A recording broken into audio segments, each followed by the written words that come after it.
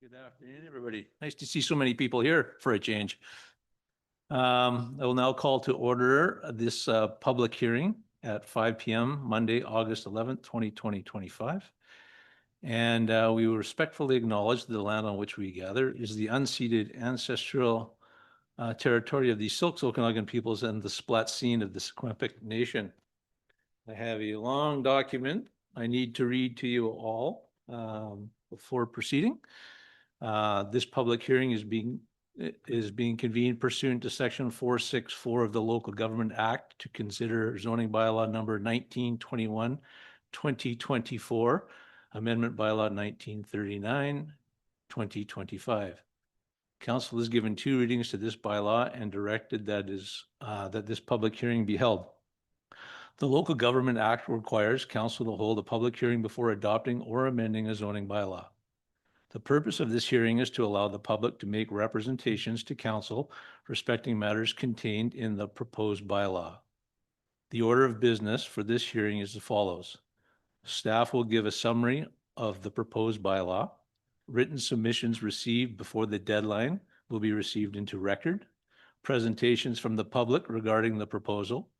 Questions of council to the public, if any, and then adjournment. This hearing gives the opportunity for all persons who believe that their interest in the property is affected by the proposed bylaw to make your view known to council members who are here with an open mind and to listen to your input. No one will be or should feel discouraged to prevent from making their visions known. Council will not debate the merits of the proposed bylaw during this hearing. When you speak, please state your full name and physical address for the public record. Keep your presentation as concise as possible. We ask that the audience remain respectful of each other, not interrupting others, whether in favor or opposed to another opinion. The chair reserves the right to conclude any presentation that becomes abusive. If anyone wishes to provide written submission for the record, it must be handed to the corporate officer, Chantal Weiss, prior to the close of the hearing, and council is not able to receive further information from the public on this matter after the hearing closes. Following this hearing, the proposed bylaw will be further considered at a future meeting and may be adopted or defeated. If new information is received, a second public hearing may be scheduled. And with that, I will now ask Ms. Lori Cordell to provide us a summary of the proposal and any public submissions. Lori? Good evening. Thank you, Your Worship.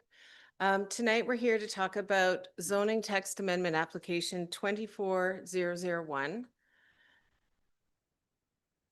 This application is a text amendment to permit 6 short-term unserviced RV sites at the Royal York Golf Course. These are meant to provide short-term accommodations for parties using the golf course. This is the proposed layout that was provided with the application, showing the proposed lots near the overflow parking lot. However, once this use is in the bylaw, they would be able to put them anywhere on the golf course. However, this is their current configuration. The proposed bylaw adds tourist campsites as an accessory use on the golf course zone. It specifies the maximum number of sites that would be permitted. It provides that if they decide to have connections to servicing, they would require city approval. It defines the size and conditions of the site design. It integrates some buffering from property lines with a landscape buffer, and it addresses site cleanliness, drainage, and bathrooms.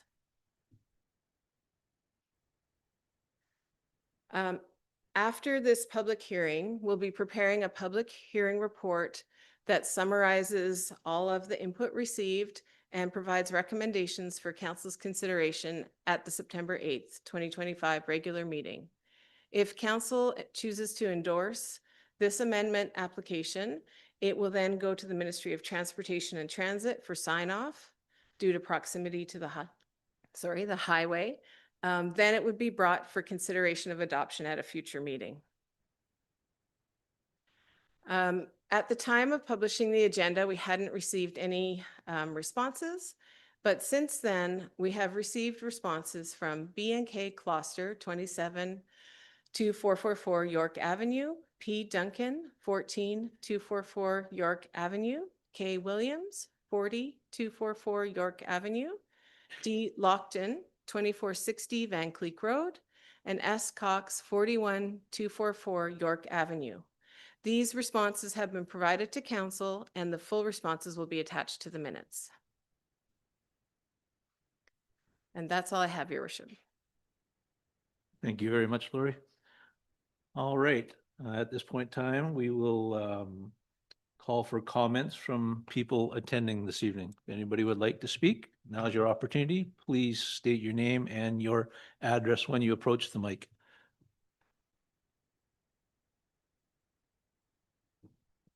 I was going to get to that.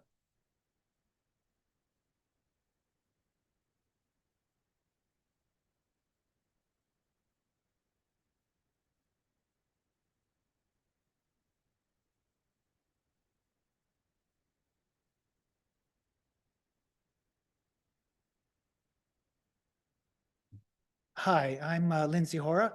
My wife and I, Debbie, are in 13244 York Avenue, and we live adjacent to the golf course, which is great. Love the golf course. So we found a few things online because we never lived next to a trailer park or versions of. So, we just went to the internet to see what's cooking. And some of the things that, excuse me a second, put my glasses on. I have to hold it all the time, right? No, just, okay, just went on. So some of are the residential concerns that, we found online. Obviously, elevated noise, transient crime kind of things happening, property values and the aesthetics, what they're going to look like. So those are things that, are important to us, what they're going to look like and so forth. So number two, at this time with no RV connections, we've all, camped in our campers. We know what it's like on a hot day. You're gonna need your gen set running and your AC unit on, to have your AC unit on. So, at this time with no services to the units, that, it won't affect us where we live, but the people adjacent to the adjacent properties, may say, what's that noise all day long? Because you can't live in an RV without the AC unit on. It's pretty hot. We've had to run through that. So, two, so that's one. Number two. So also going forward, obviously if it works well, that this is, the 6 units or the 6 sites are viable, they're revenue generating, is what going forward, like, will it expand to, 12, 14, 48, who knows how many, because you don't know. So that could be a concern for us. Like, if the existing site is 6, 10 years from now, is it 12, or does the golf course get turned into a big RV park? Like, once it gets going in that way, just want to make sure it doesn't go further than, what it's, set out to be, to accommodate the golfers that like to, golf and travel in their RVs and so forth. So, okay. 1, 2, 3, 4.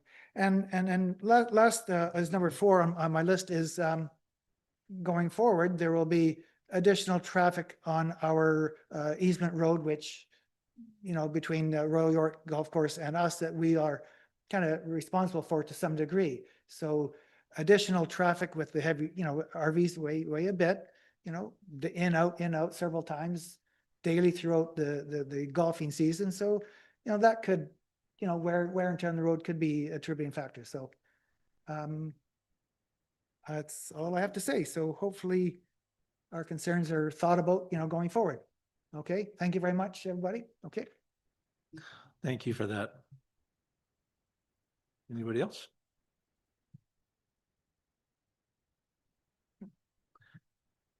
The mic's still on there for you, so Just your name and your Wonderful. address, please. Hi, my name is Carmen Ergang. I live at number 12444 York Avenue. So obviously this does affect where I live. It's, you know, pretty much directly across from us and kind of kitty corner. I do have to mention that I am not opposing the campsites. I'm a golfer myself, obviously. I have traveled in trailers as well. It's nice to accommodate that. The one issue that I do have is that I would appreciate if council would put a lot of consideration, as Lindsay mentioned, where do we go from there? Do we become, you know, a full campsite area where all of a sudden it's 18 and 20? The one thing that is amazing about our community is the peacefulness that we have. Having that many RVs, you know, what is the noise timeline? All of a sudden, you know, we're having people that are having, you know, case of beer every night and that kind of thing. I did have the opportunity to speak to Mr. Place in person, in private, which was nice. Now, as far as the generator goes, which was one of my biggest concern, he did mention that he would be willing to put something in place that would accommodate possibly in early in the morning, later in the evening. But again, how do you control such a timeline? You know, like, are you beating down somebody's door while they're golfing or they're shopping in Kelowna to stop their generators? I think most of them today are fairly quiet. But then, you know, how picky are you going to be, like deciding which kind of generators are out there? So I would just like to have something considered that way so that we're not putting up with all these things. We do have to keep in mind that we have just extended that subdivision to include a bunch of brand new homes that are all selling in the millions. And, you know, I think that that also would be a big concern if you end up with a bunch of RVs. My other concern would be that there is a possibility moving forward that possibly a Sandy station would be included in this area. I would just, please, I don't care how well they are built, they stink. To have that smell in that community would be absolutely horrible. So I'm basically here to say, like, again, I'm not against the 6 camping sites. I would just want for better guidelines as far as how things are going to be looked after, generator wise, noise wise. And again, moving forward, you know, if we let a little bit in, how much more do we let in? And at what point do we say no? And if it does become to a point where a sanitation would have to be included, I think the value of all of our properties in the neighborhood and all of that stuff, like who wants that right behind their house or in front of their house? So thank you for your consideration and have a great evening. Thank you very much. Anybody else? Yep, front. Once again, your name and your address, please, when you reach the microphone. Hi, my name is Karen Williams. I live at 2444 York Avenue, number 40. Okay, I submitted a letter to council and I'm just going to read it because it makes it much simpler, okay? And further to the public hearing notice, I got advice from the city's planner for a number of questions on the proposal. I queried the specific area of the proposed campground and was advised that the area is near the new residential subdivision of the overflow parking. The bylaw does not specify the location. It just adds it as a use and the regulations. The bylaw does not provide a boundary for the overall in its draft. Given that the whole of the golf course is highlighted on the map attached to the public hearing notice with an arrow showing the subject property, the area of the proposal is not shown with an accurate boundary delineation of the proposed campground, either by square footage or meets and bounds description. It appears that the whole of the golf course property, as highlighted, might be considered for campground purposes in future, subject to compliance with the terms outlined in the bylaw, particularly given that there are no permanent facilities attached to this proposal. The bylaw also states, sections 3AV, if the campground permits units without integrated bathrooms, there must be 1 bathroom for every 3 sites. acknowledging the campground could include motorhomes, trailers, fifth wheel trailer units, truck campers, tent trailers, tents, etc., many of which do not have facilities. I queried if this included porta potties or any permanent structures if they were required. The planner advised that this is not specified in the bylaw. Imagine having purchased $1 million home in the immediate area, adjacent to the golf course or in close proximity, and having your view be campers and porta potties. Will the proposed campground have nighttime security? It's not addressed in the bylaw. Will campfires be permitted? Campfires have to follow the overall city regulations. Will alcohol consumption be permitted? The bylaw does not address alcohol consumption. It's up to the owner to regulate that. Is the city prepared to address noise complaints, particularly given how close this is to proposed and current residential properties? Council's not made a decision on that application. While it is assumed that most residents of Armstrong and surrounding area are pleased to still have the golf course on what remains of the former golf course, it does not seem fair or reasonable to anticipate that neighboring property owners, having purchased property adjacent to a golf course, could ultimately be impacted by what appears at this point to include an unregulated campground on that property.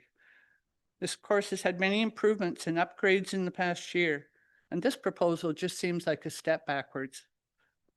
It's hoped that if council is to give further consideration to this application, the amending bylaw will also include a clearly delineated area on the campground shown on a map outlined but by square footage in the bylaw, a section cross-hatched on the map that it can't go anywhere else.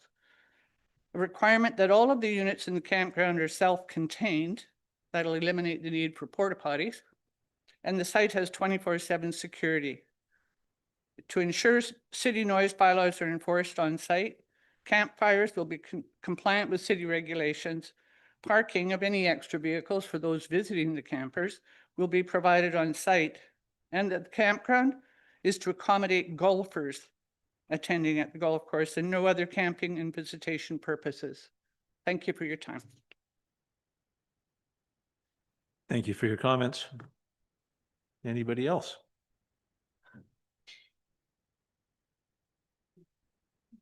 Nobody making a mad rush? Your Worship and Council, thanks for the opportunity to speak. I guess I want to start by saying, in the past, there was an RV park there. And it was a permitted use for a good 12 to 15 years. In that time, to the best of my knowledge, there's never been a complaint. There was never an issue. With respect to some of the comments, generators, I agree, can be a problem. However, a generator isn't any louder than a lawnmower, isn't any louder than a pressure washer, isn't any louder than a weed whacker. So those are things that as a community, we all put up with, we all accept as part of living in a community. I have no problem with some of the comments and complying with some of the requests. We can limit generator time. My application was fairly specific when I made it in terms of where we wanted the RV sites to go. I paid a surveyor, I provided a map indicating the size of the RV lots, indicating the location of the RV lots. For some reason, that was not communicated to the general public in the presentation. So I also have no problem with specifying where those 6 units go, and that map is provided. As far as servicing goes, we would love to service the RV sites. We would like to make them something that people can come and use.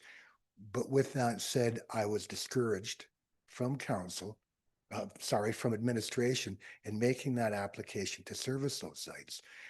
I would like nothing more than to service and provide those services. At this time, we decided to go ahead with unserviced sites. And to service a site isn't inexpensive. It's very costly by the time you run the sewer, the water, the power. So for us, it's really a trial basis to see if they're accepted and to see if the general public will come and use them. I know we're limiting our ability for people to come and use them because they aren't serviced, but That's where we wanted to start. The party factor, these are, for the most part, seniors coming to golf. It's not like it's a grad party up at Rose Swanson Mountain. We don't anticipate that people are going to come and have parties there. We will, and we would like nothing more than to have 24-hour supervision. But that's a whole nother question that needs to be asked of council. So the objections that people have, we certainly understand, and we're certainly willing to comply with those objections. The people in the neighborhood won't really recognize, with the exception of a few, won't really recognize that there's even RV sites there. So it's not a real deterrent to their lifestyle. It's not a real deterrent to their property value. So I would hope that there would be some understanding in the fact that owning and operating a golf course, which has been something new to me, is very costly, it's very expensive, and anything that we can do to help our revenue. And just a simple, I mean, it takes 1,300 golfers just to pay the taxes to the city of Armstrong. That doesn't include sewer and water. It takes another 900 golfers to pay our insurance costs. I haven't talked about fertilizer. And so to put it in perspective, it pretty much takes the city of Armstrong to come to our golf course, every member, and play around a golf just to pay the very basic expenses. And people want a golf course, council wants a golf course. That was evident in the opportunity we had to subdivide the property. The people that are sitting here, for the most part, all play golf. They all enjoy the golf course. And we really need the community to understand that for us to be able to maintain that golf course, we need the support of the community. We need them to understand that it's a 6-month-a-year business, that we've got to make this money in. And we're there for the benefit of the community. We want to be part of the community. We want to provide that benefit to the community. And hopefully they would understand, and council would understand, that these are things that hopefully in the future will help us stay viable and be able to create the opportunity to provide this recreation to the community. It's fairly simple what we want to do. It's not a huge ask. To put at ease the minds of the golf course becoming an RV site, this is what we have to go through to ask for 6 sites. If we want to change it to 8 sites or 10 or 12 or 15, we have to go through the same process. They all have the opportunity to come and voice their opinion at that time. At this time, we're asking, and even if council wants to consider implementing that location, implementing some of those issues, the Kindale RV Park is full. You cannot get a spot there. There is nowhere for people to come and forget the golf course, but to come and enjoy the amenities that happen at the IPE, to go to the farmer's market, to shop in town, to be part of this community. There's very limited opportunity. There's not a hotel. There's a hotel in town, but it's not certainly a place where a lot of tourists want to go and spend their time. So this just gives one more chance for people to come and enjoy the community, be part of the community, and spend their money in the community. What else do I have to say? Oh, in the proposal, it calls it the Royal York Golf Course. That's long gone. We're the Overlander Golf Course, and I don't know if that's important to make that change, but I just wanted to mention that we're not the Royal York Golf Course anymore. Thanks for your time. Thank you for your comments. Open the floor to anybody else that would like to speak on the topic. In the back, coming forward. Oh, Todd, there's somebody coming up just before you. Okay, thank you. Todd York, 4275 Todd Place in Spalmachine.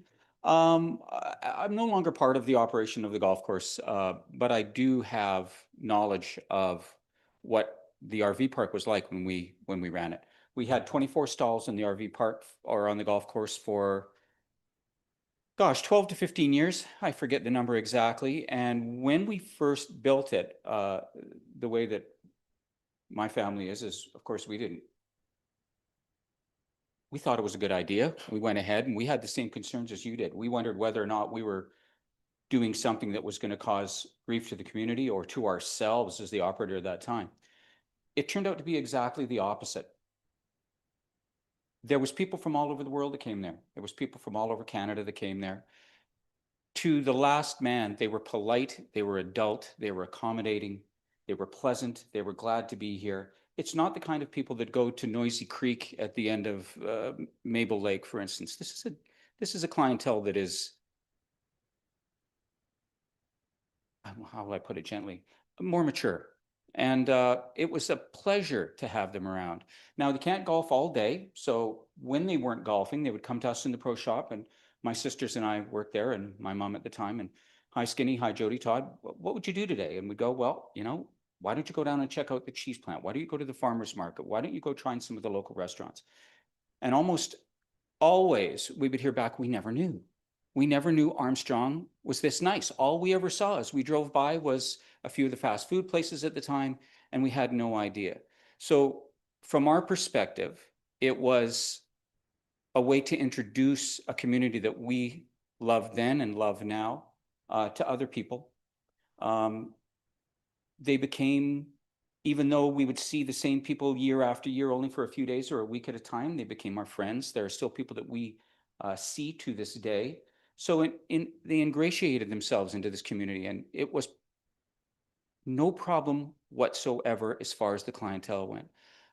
Sandy dump, well, they were service stalls. So in essence, there was 24 sandy dumps, each hooked up to a unit. When they left, the caps screwed back on. There was never any complaints of odors. There was never complaints of noise. It was a benefit to the Royal York at the time that only became even more apparent after the fire that we had about 15 years ago. When we lost the RV park, that was the beginning of us losing our ability to keep up with the changing costs of operating a facility like that. And we've been saddened about losing the RV park since the day the fire happened. When the fire happened, the building that ran everything in the RV park burned. And everything just snowballed after that. And then COVID came and blah, blah, blah. And we missed it terribly. We missed it from a financial point of view. We missed it from a social point of view as the people coming in to talk to us every day. I have on my wall to this day, Mike Sharp lived in the RV park for little periods of time. And Mike drew two beautiful pencil drawings of the old clubhouse. And then he felt so emotional about it. He came and drew the new one, the new building, and they're on my wall to this day. So I can tell you from experience that the RV park helped us on a social way. It helped the business.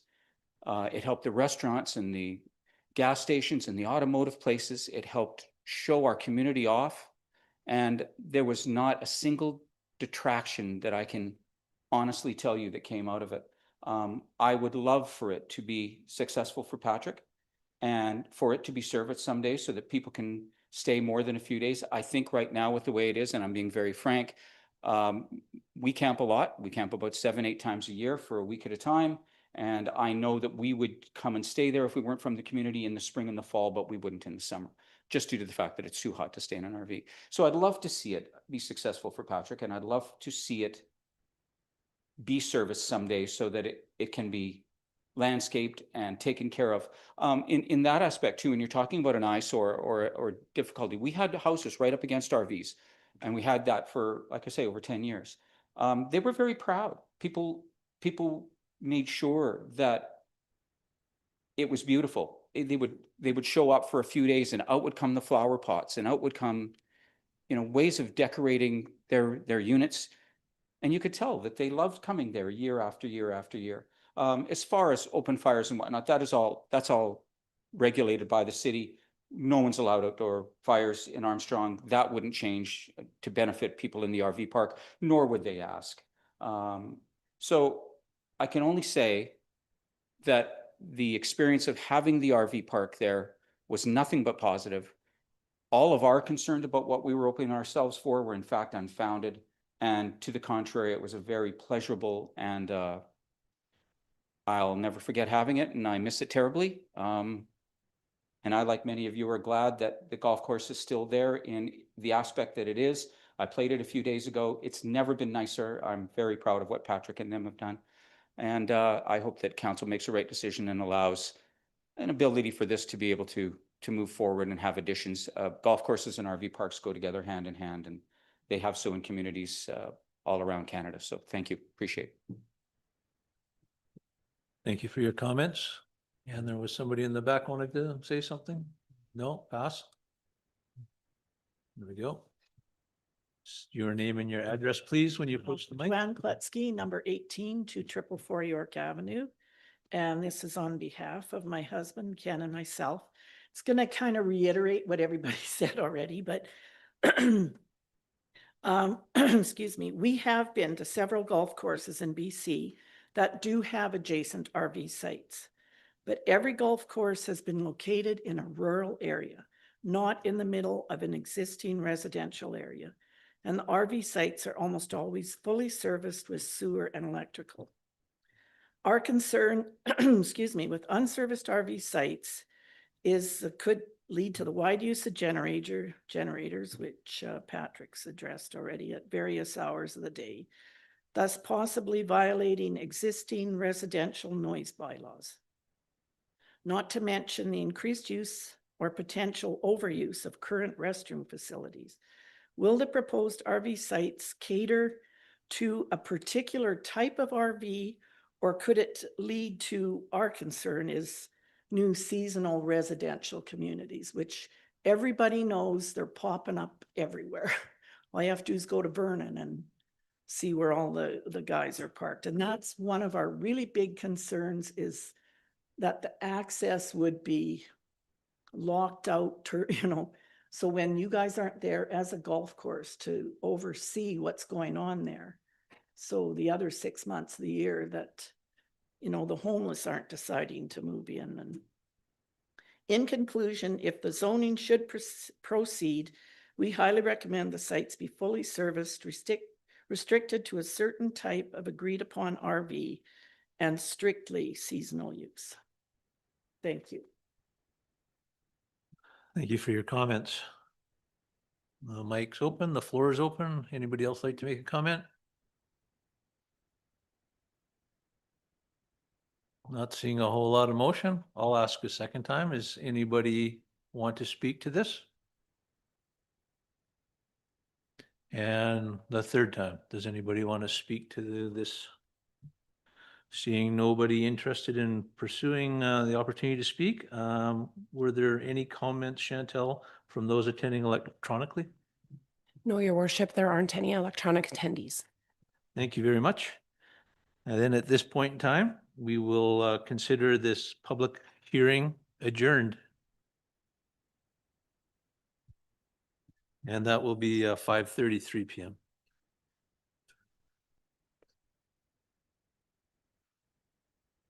We'll take a 5-minute recess and then we'll move forward with the regular council meeting.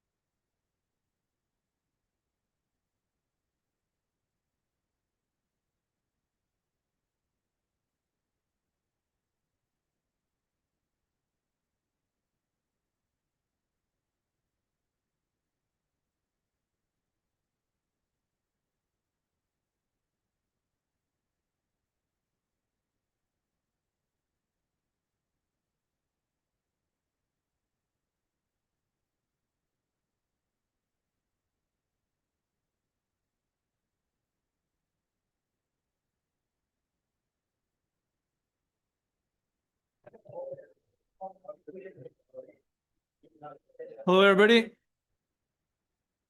We're going to now proceed with our regular council meeting Monday, August 11th, 2025, and the time will be 5:41. I'll be looking for an adoption of the agenda that the August 11th, 2025 regular council meeting agenda be adopted as circulated. Moved by Councillor Valstar, seconded by Councillor Drapula. All those in favor? Carried unanimously. And then the adoption of the minutes for the regular council meeting, July 14th, 2025, be adopted as circulated. Councillor Todd, thank you. Seconded by Councillor Drapula, thank you. Any questions? Seeing none. All those in favor? Carried unanimously.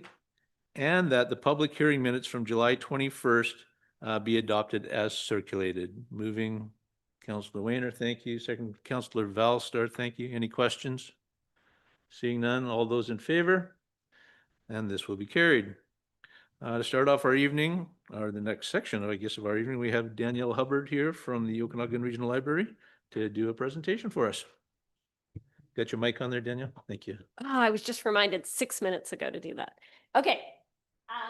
First of all, thank you so much, Mayor and Council, for making time for us. It looks like you have a busy agenda, so we'll try to take 10 minutes of your time. So my name is Danielle Hubbard. I'm the CEO of the Okanagan Regional Library, and I'm also secretly accompanied by Krista, who's the community librarian here in Armstrong. So I'm going to spend about 7 minutes outlining system-wide initiatives and services that the Okanagan Regional Library provides to all of our communities. We have 30 branches all up and down the Okanagan. And then I'm going to talk a little bit about specifically some of the highlights here in Armstrong. And then you can ask me questions if you have any. So if I can move to the next slide. Awesome. So the first service area I wanted to highlight is our Summer Reading Club program. It's actually a BC-wide program that public libraries offer. So kids can come into any one of the ORL's branches or any other public library in BC. They sign up and get a reading record. They keep track of how much time they're spending reading. And when they hit milestones, they get prizes. So it helps tackle the learning loss and reading slump that can sometimes happen over the summer. And if you scroll down to the next slide, I have some stats here that to me really highlight that the use of public libraries is increasing, not diminishing. So these are some stats from Summer Reading Club 2024. So in 2024, we saw a 35% increase in participation compared against pre-COVID years. So that's a question I would sometimes get is like, that's great that you're busier than last year, but what about pre-COVID when the world changed? So yes, we are busier than we were pre-COVID. And then again, last year, we had over 8,000 kids register for Summer Reading Club and just shy of 29,000 kids and parents and family members come out to programs. So this year, our big program roster is the magician Leaf David, who was here in Armstrong in early July, and about 90 people came out to the show. If you go down to the next slide. The second service area I want to talk about is e-resources, as we call them. So I think for most of us, when you think of libraries, you think of books, because we have hundreds of thousands of those. But we also have electronic resources. So this is an area that really increased during the COVID years. So holding physical things wasn't so popular for a few years. And of course, more and more people have electronic devices. So the ORL provides access to ebooks, e-audiobooks. Oh, and actually, if you go down to the next slide, sorry, I can't control my own visuals. So we have ebooks, e-audiobooks, and then a whole array of news and research materials that people can also access with a library card. So these are, again, stats from last year, just because it's, a complete year. So almost 800,000 digital books were borrowed across our system, which was an 8.6% increase.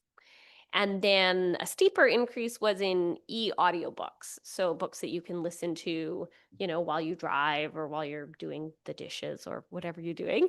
And we circulated almost 500,000 of those last year, which was a 23% increase. So I think just shows that people are reading and absorbing information in a different way than they did maybe 10 or 20 years ago.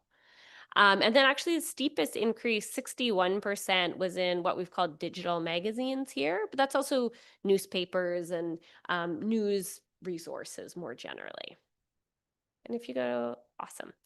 Third area to highlight is our Library of Things collection. So we have physical books, we have ebooks, and then we're introducing a new collection called Library of Things. So I brought one to show you in about 2 seconds.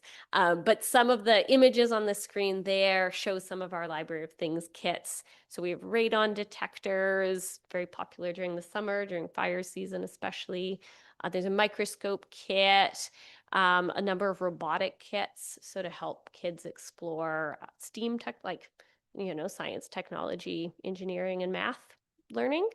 And if you go on to the next slide. So right now we have 22 unique kits, and we're always adding to those. One of the ones we just added this year is a Braille Lego kit. So the Braille Lego kit features, I'll try not to drop it all over myself. I'm really sorry if I drop a tennis ball on you. Okay. So it features a key to all the different letters in the Braille alphabet. So each Braille letter is a different configuration of 6 potential dots, which works really well with a standard Lego rectangle. So people who are learning Braille or wanting to practice Braille have 6 different options of Lego bricks. And then there's a ground sheet, and you can practice arranging different words and sentences in Lego. And then my favorite part, although also the part I'm afraid of dropping on you, is this learning aid, which is 6 tennis balls in a muffin tin, which is actually an aid people use who are learning Braille, because it's easier to feel 6 tennis balls than, 6 dots on a piece of Lego. So there you go. You can't borrow this one, I'm afraid, because I have to show it to Lake Country next week. But we have more of them.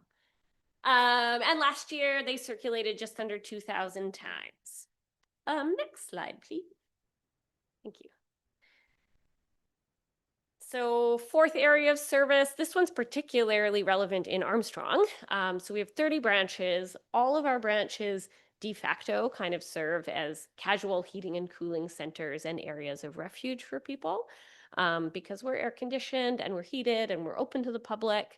But 4 of our branches, Armstrong being one of them, we actually have an official agreement in place with the city of Armstrong to be a designated heating or cooling center in times of extreme temperature.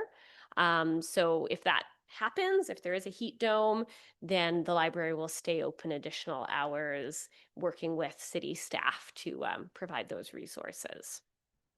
If you go to the next slide, oh yeah, this is a really informative slide that illustrates what I was talking about. And then next slide.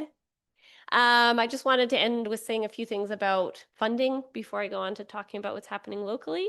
So about 95% of public library funding is municipal for the ORL. That's common across BC, which is part of why I come out and talk to the council each year to thank you so much for your support. We wouldn't exist without municipal partners. A few years ago, though, we did receive an additional chunk of funding, one-time funding from the province, the Provincial Enhancement Grant. And as CEO, I've made sure that that gets out into each of our communities.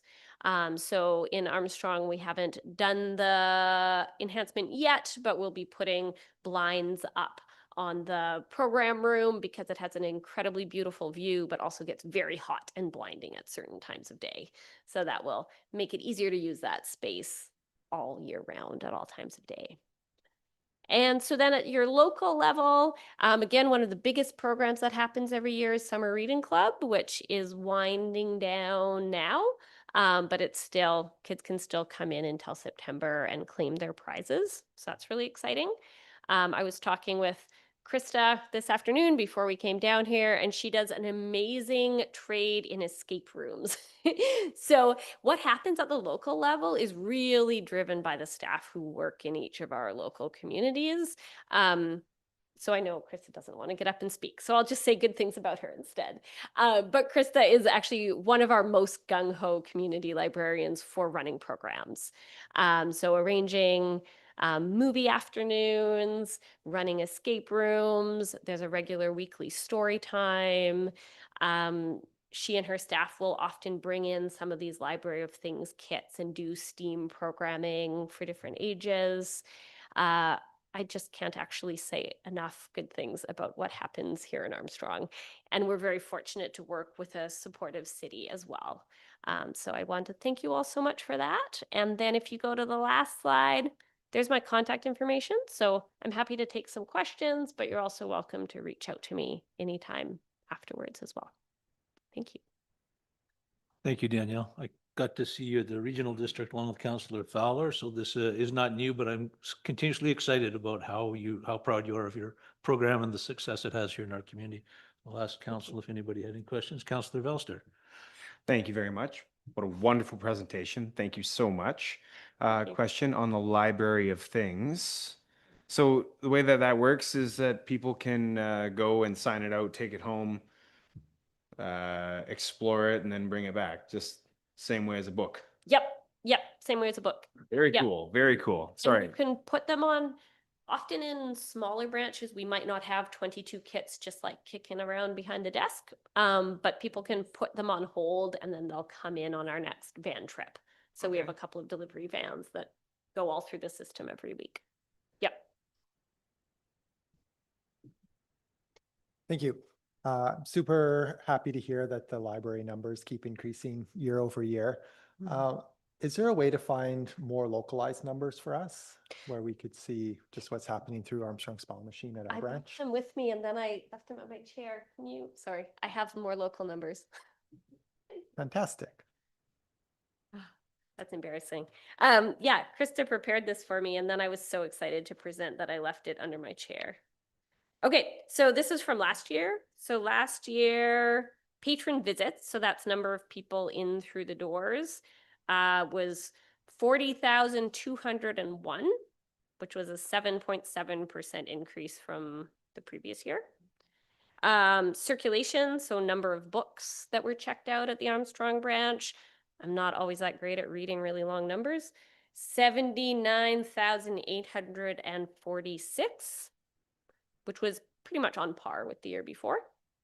Programs held were 264, which was like exactly the same as the year before because Krista is very precise.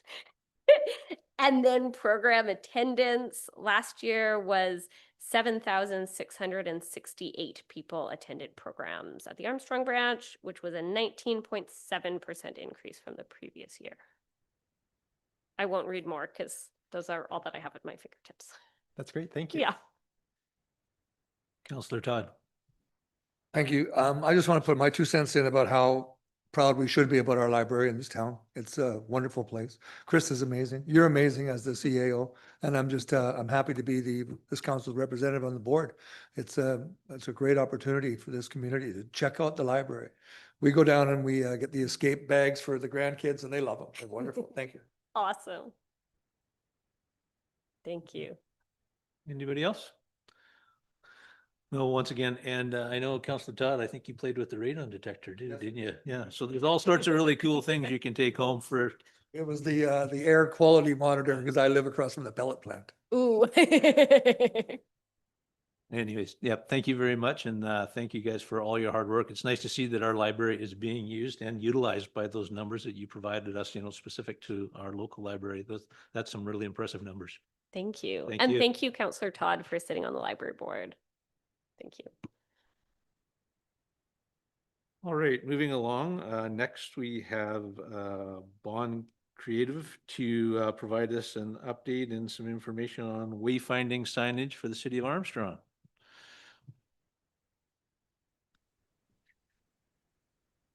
Hello, everyone. I will just share my screen and I can take you through the design concepts.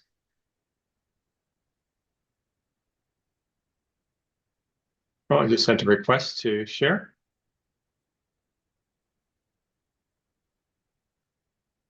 Thank you.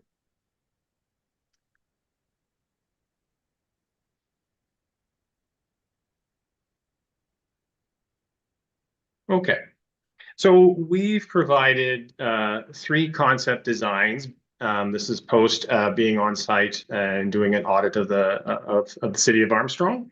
And from there, we've come up with 3 concepts, ranging from traditional to more contemporary, and just to get a sense of, gauging the interests of how they feel with regards, how you feel with regards to the sign concept, look and feel. They all have their consistencies with regards to different types of influence. So I'll just walk through some of the inspiration we drew from. So our suite of sign types reflects different things such as the local architecture,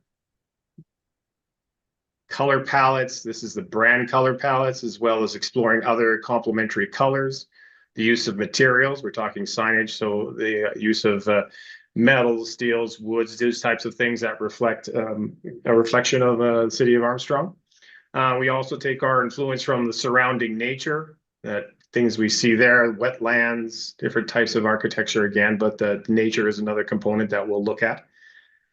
With regards to graphics, we will be introducing just a good uniform set of international icons that are typical for a lot of signage and wayfinding, whether they're amenities or the do nots in life with regards to different things such as no campfires, those types of things. Another element we want to explore was the use of symbology. So you have your crest, and those are the types of things that never change in time. They are embedded with who you are. And so we always look for those types of things that can give us some influence on the design concept. So concept number 1, we call Armstrong Heritage. And this one has really more the start with the historic approach to application. What we see here is the welcome sign that you would put, the series of welcome signs from a primary to a secondary to a tertiary level welcome sign, depending on how someone interacts with the city of Armstrong from the highway or secondary routes and even those tertiary ones. So the look and feel here, this is the historic, more established looking design concept, very centered, very, following some of the architecture like your post office for influence. It's very friendly in appearance. We utilize a nice serif font that's very legible, but very friendly and approachable. You can see here we've included the crest as again another means of indicating some of your permanent elements in your history, and accent features such as warm woods or modern sort of brick facades, bases that could create a sense of character to this design. When you look at different elements of the signage program, we have here directional signs, those ones that will be primary directionals that get you to major destinations, historic downtown, those types of things. There's a use for secondary ones as well on the smaller streets, and even ones that might appear as part of the inventory on existing light standards. And then even in the inventory or the kit of parts over to the right there, those are identifications for things such as park identifications, where it's a single post, and just give an example of the Lions Park there and what that could look like. So we utilize the dark blue background here, which is a nice contrast to the warm woods. And then we pull in the brand green to highlight the international icons. Further in the suite of inventory of sign types, we have something that could represent the historic downtown entry gateways. Within the historic downtown, we have directional signs, pedestrian level directionals, all carry that same look and feel for a consistent professional appearance. And also on the right there, a downtown historic directory map of the downtown area, those types of things that are part of a standard kit of parts. Moving on to facility identification, we have 3 types of identification. We always want to provide those kit of parts, the pieces of the signage program that could fit any requirement. So we have something that's as nice as the facility identification, the freestanding one. That's the nice addition there. It's at City Hall. The info center could have a wall-mounted version, and then even some might have a requirement fitting the architecture for dimensional letters and the use of the crest. So we're just showing the suite of opportunities here with regards to this option here. putting this into situation. It's always good to see it. A picture is worth 1,000 words. So here we are on going northbound on the highway there, where we may see the Welcome to Armstrong sign. You can see there, very clean and legible in appearance. Over on the north side, possible location for the Armstrong sign as well. You want to establish your boundaries. Where we could use the secondary one, could be on Pleasant Valley South. It's more of a secondary entrance coming in. Doesn't need the large one from the highway, but there would be one that could be a secondary size with all the pieces of this here. Another idea is just showing how a directional sign might look in situation here. We can see these utilizing materials wise is, steels, aluminum, I-beam, sort of with black wrought iron sort of effect, something that has a really historic feel with an inlay of wood. We don't want to be using wood posts. We have to consider longevity. So be all made with durable, long-lasting materials, automotive grade paint finishes. Something that's going to last a long time. It is an important element that needs to last a very long time, and you want to get your value out of that. Opportunity for historic downtown, what could look like.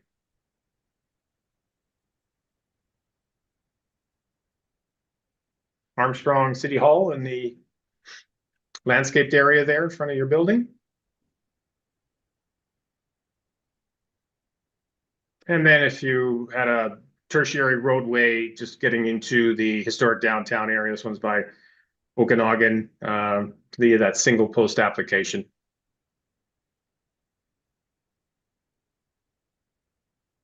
And then our concept number 2 just moves out from the traditional a little bit more into the industrial history, and we call this one bold industrial. It reflects, it's definitely has a definitive character to it.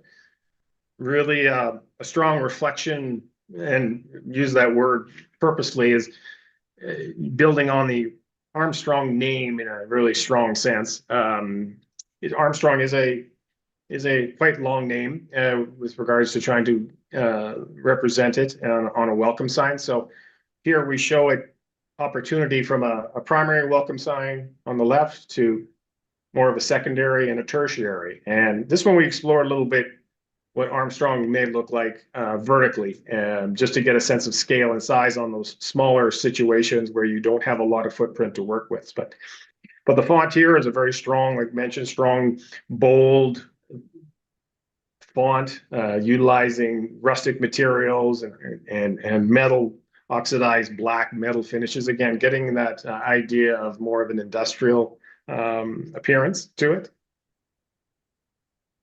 And as we continue with the suite of parts here, we just follow that same rustic and black background with very clear, legible font and wayfinding.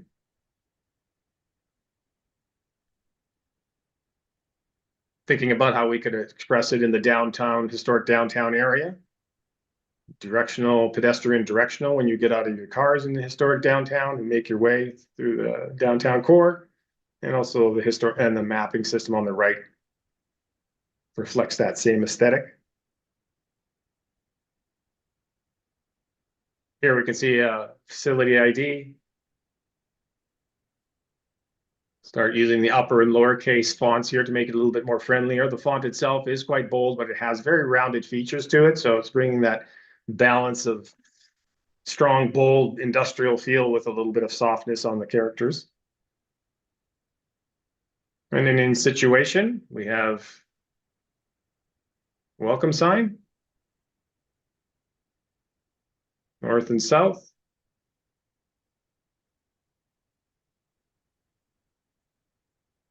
That secondary welcome sign. Again, it's tighter footprint. What could we do to make the impact large? So we try this vertically.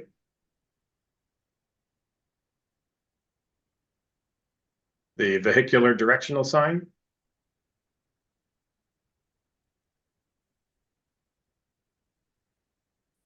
And the historic downtown.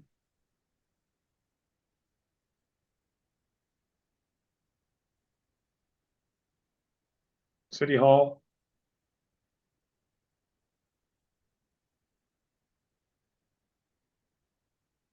And the tertiary directional sign.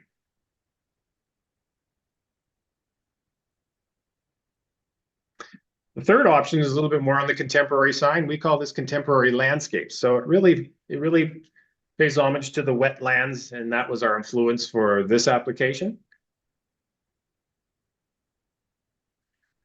Here we have the ID signs and pulling together this idea of really rustic cut steel shapes that represent reeds, grasslands, that sort of curved feel of that with strong representation of the Armstrong name over top. We wanted to create these welcome signs to be a little bit more of an artistic piece with this cutout metal shapes and rustic appearance. Then when we move into the tertiary signs, it starts to look a little bit more simple and graphic and follow the wayfinding signage system.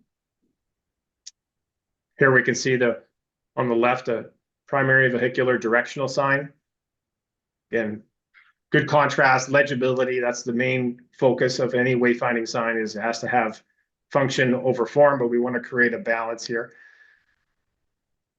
So we have the read graphic allocated to the bottom right corner as just an accent feature and character element for the program.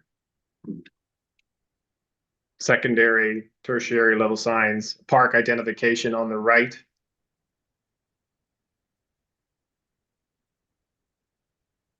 The historic downtown. Again, we've maintained that same font in this concept, number 3, the sans serif font, and looking at that with regards to vertical application. Directional mapping system. City Hall identification. This one utilizes the brand green and black, so those are more closer to the current brand colors.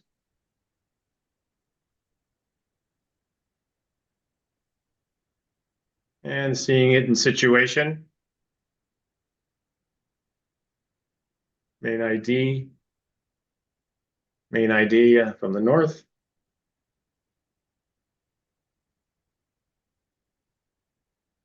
Secondary ID with that vertical application.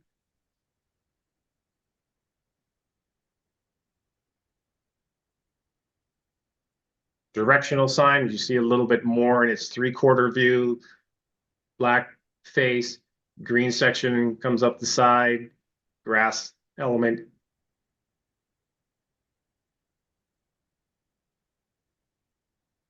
Historic downtown.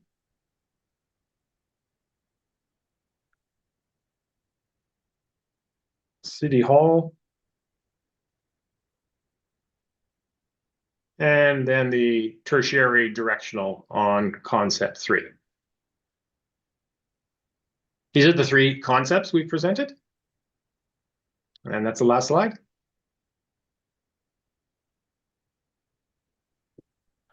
Thank you very much for that presentation. There's some pretty impressive looking signage there. I'll open the floor to council if they have any questions. Councilor Nietzsche? Thank you. I haven't tested my audio. Everybody can hear me? Yeah, we got you. Okay, thank you. Nando, thanks for the presentation and thanks for staff on the work. A couple of questions. Just want to know if any consideration was given to adding Secwepemc or Silk's language, particularly welcome, to any of the signage. Something for us to consider. I think we should be considered just part of our reconciliation process, as well as kind of recognizing the traditional territories that our municipality sits on. Second thing, I really like option 1. I know we'll have some further discussion about that, but in your design plan, you used sort of a modern brick look. Some of the significant landmarks we have in the community are red brick, given our brick school, the post office. In fact, if you peeled back the stucco off the old Armstrong City Hall, you would probably find a whole bunch of nice red bricks that could possibly be salvaged. out of there to build some lovely bases. And so I don't know, I just thought that it would be interesting to see what those conceptual design look like if they had some of that red brick elements. And it just kind of keeps with the theme of the community, some of the theme of the community. But you have some good options. I'm interested to hear what council has to say. Thank you. Thank you, Councilor Nietzsche. Lori Cordell is going to speak to the First Nations component. Thank you, Your Worship. And actually, I can probably speak to both of the points raised.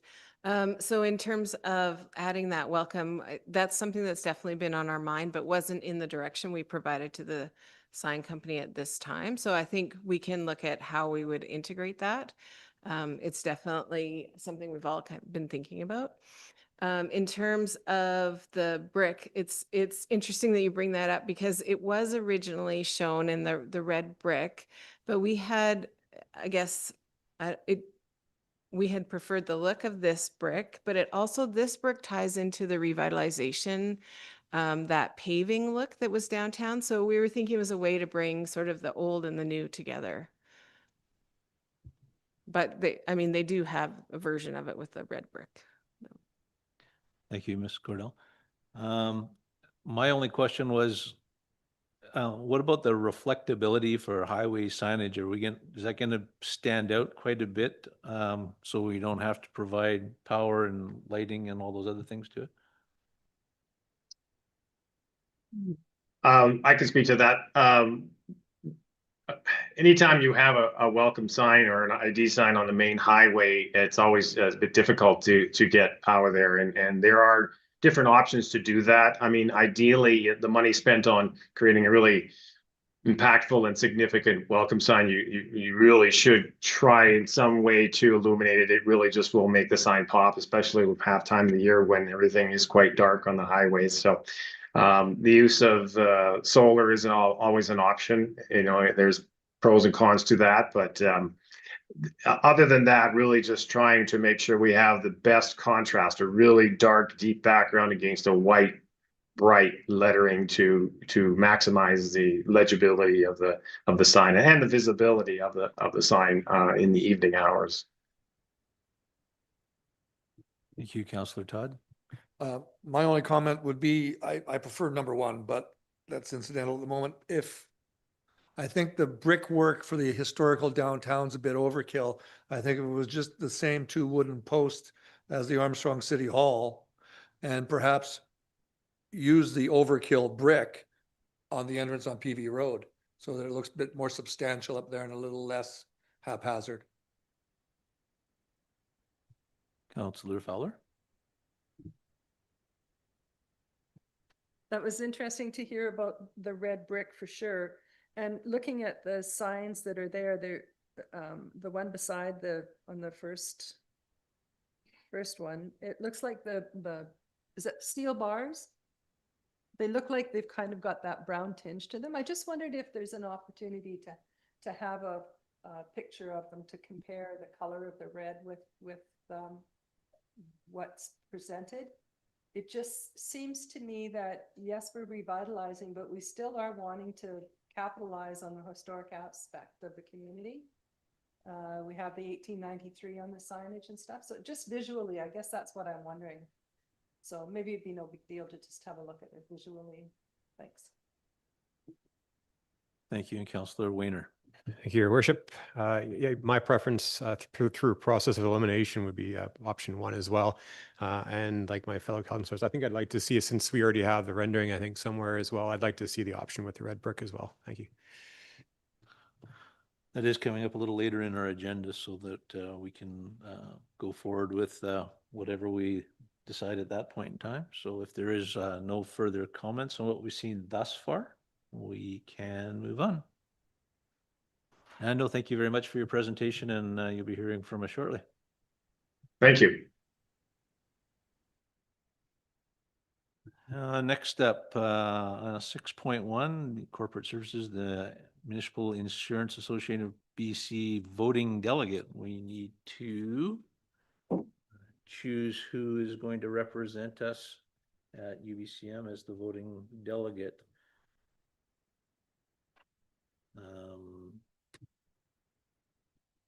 Mr. Mr. Seibel, you want to take a shot at that? Thank you, Worship. Yeah, so in communication with MIVC, there was a change last year where we no longer have to provide this information to them, but we still need to appoint our delegates. So this is just an updating based on who's going to UBCM this year. So presumably the 3 individuals that are going would be the 3 people that we would appoint on behalf of the city, but you just get to pick who's going to be which. Thank you. And Councillor Fowler. So I've had the opportunity to be the representative for the last few years, and I'm happy to let somebody else take that huge responsibility that takes about an hour out of your day. And no, it's an interesting position to be on, and you learn lots, but I've had my turn, and we're talking about succession planning here. Councillor Valster. Hey, I'll do it. That was my next point. Thank you. So I would put forward a motion that Councillor Valstar being our voting delegate, with Councillor Fowler as our first alternate and myself as the, Councillor Todd, you're involved also. How about Councillor Todd as the first alternate and myself as the third alternate? Will I get a seconder on that motion? Or? Thank you, Councillor Drapula. Any discussion? Please. My only thing is, in the past, it seems like we've had our third alternate has been a staff member. Is that just by choice, or is that something that is a good idea? Thank you, Worship. I'm not sure why that's been. I've never seen that in my career, and I'm not comfortable being able to vote on behalf of council at this. So I'm pretty comfortable that Councillor Valstar will show up in place of the appropriate vote. So if there's, we have a seconder, thank you. If there's no further question, all those in favor? And that will be carried unanimously. Congratulations, Councillor Valstar.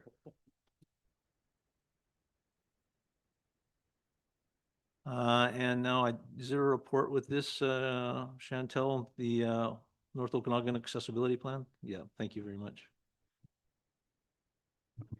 Thank you, Your Worship. This report is before you tonight, Council, to consider endorsing the North Okanagan Accessibility Plan. While this plan is a legislated requirement under the Accessible BC Act, it also aligns with your values and your priorities. First and foremost, it supports Council's strategic focus on community well-being, helping the city to continue to build a livable, viable, welcoming community for all residents, all walks of life. Further, it reflects the city's commitment to diversity, equity, and inclusion, ensuring that everyone has fair and equitable accesses to services, programs, and opportunities here in Armstrong. Back in 2021, the Act was introduced to help remove barriers for people in all forms and spaces in our communities. Of course, as a legislative requirement, each local government in British Columbia must establish an accessibility committee. We must also develop a plan, and the plan must include, of course, a way or a mechanism to gather public input and feedback on accessibility issues. To meet these requirements, the RDNO and all of its member municipalities, including us here in Armstrong, formed a regional accessibility advisory committee. I do provide the caveat that I wasn't a part of that because I've just started with the city recently, but I know that Councillor Fowler, of course, had a big role in that and has the know and the knowledge if I can't answer any of your questions. My colleague, Ms. Cordell, also took part in that over some of the time here, so she may be able to help us as well.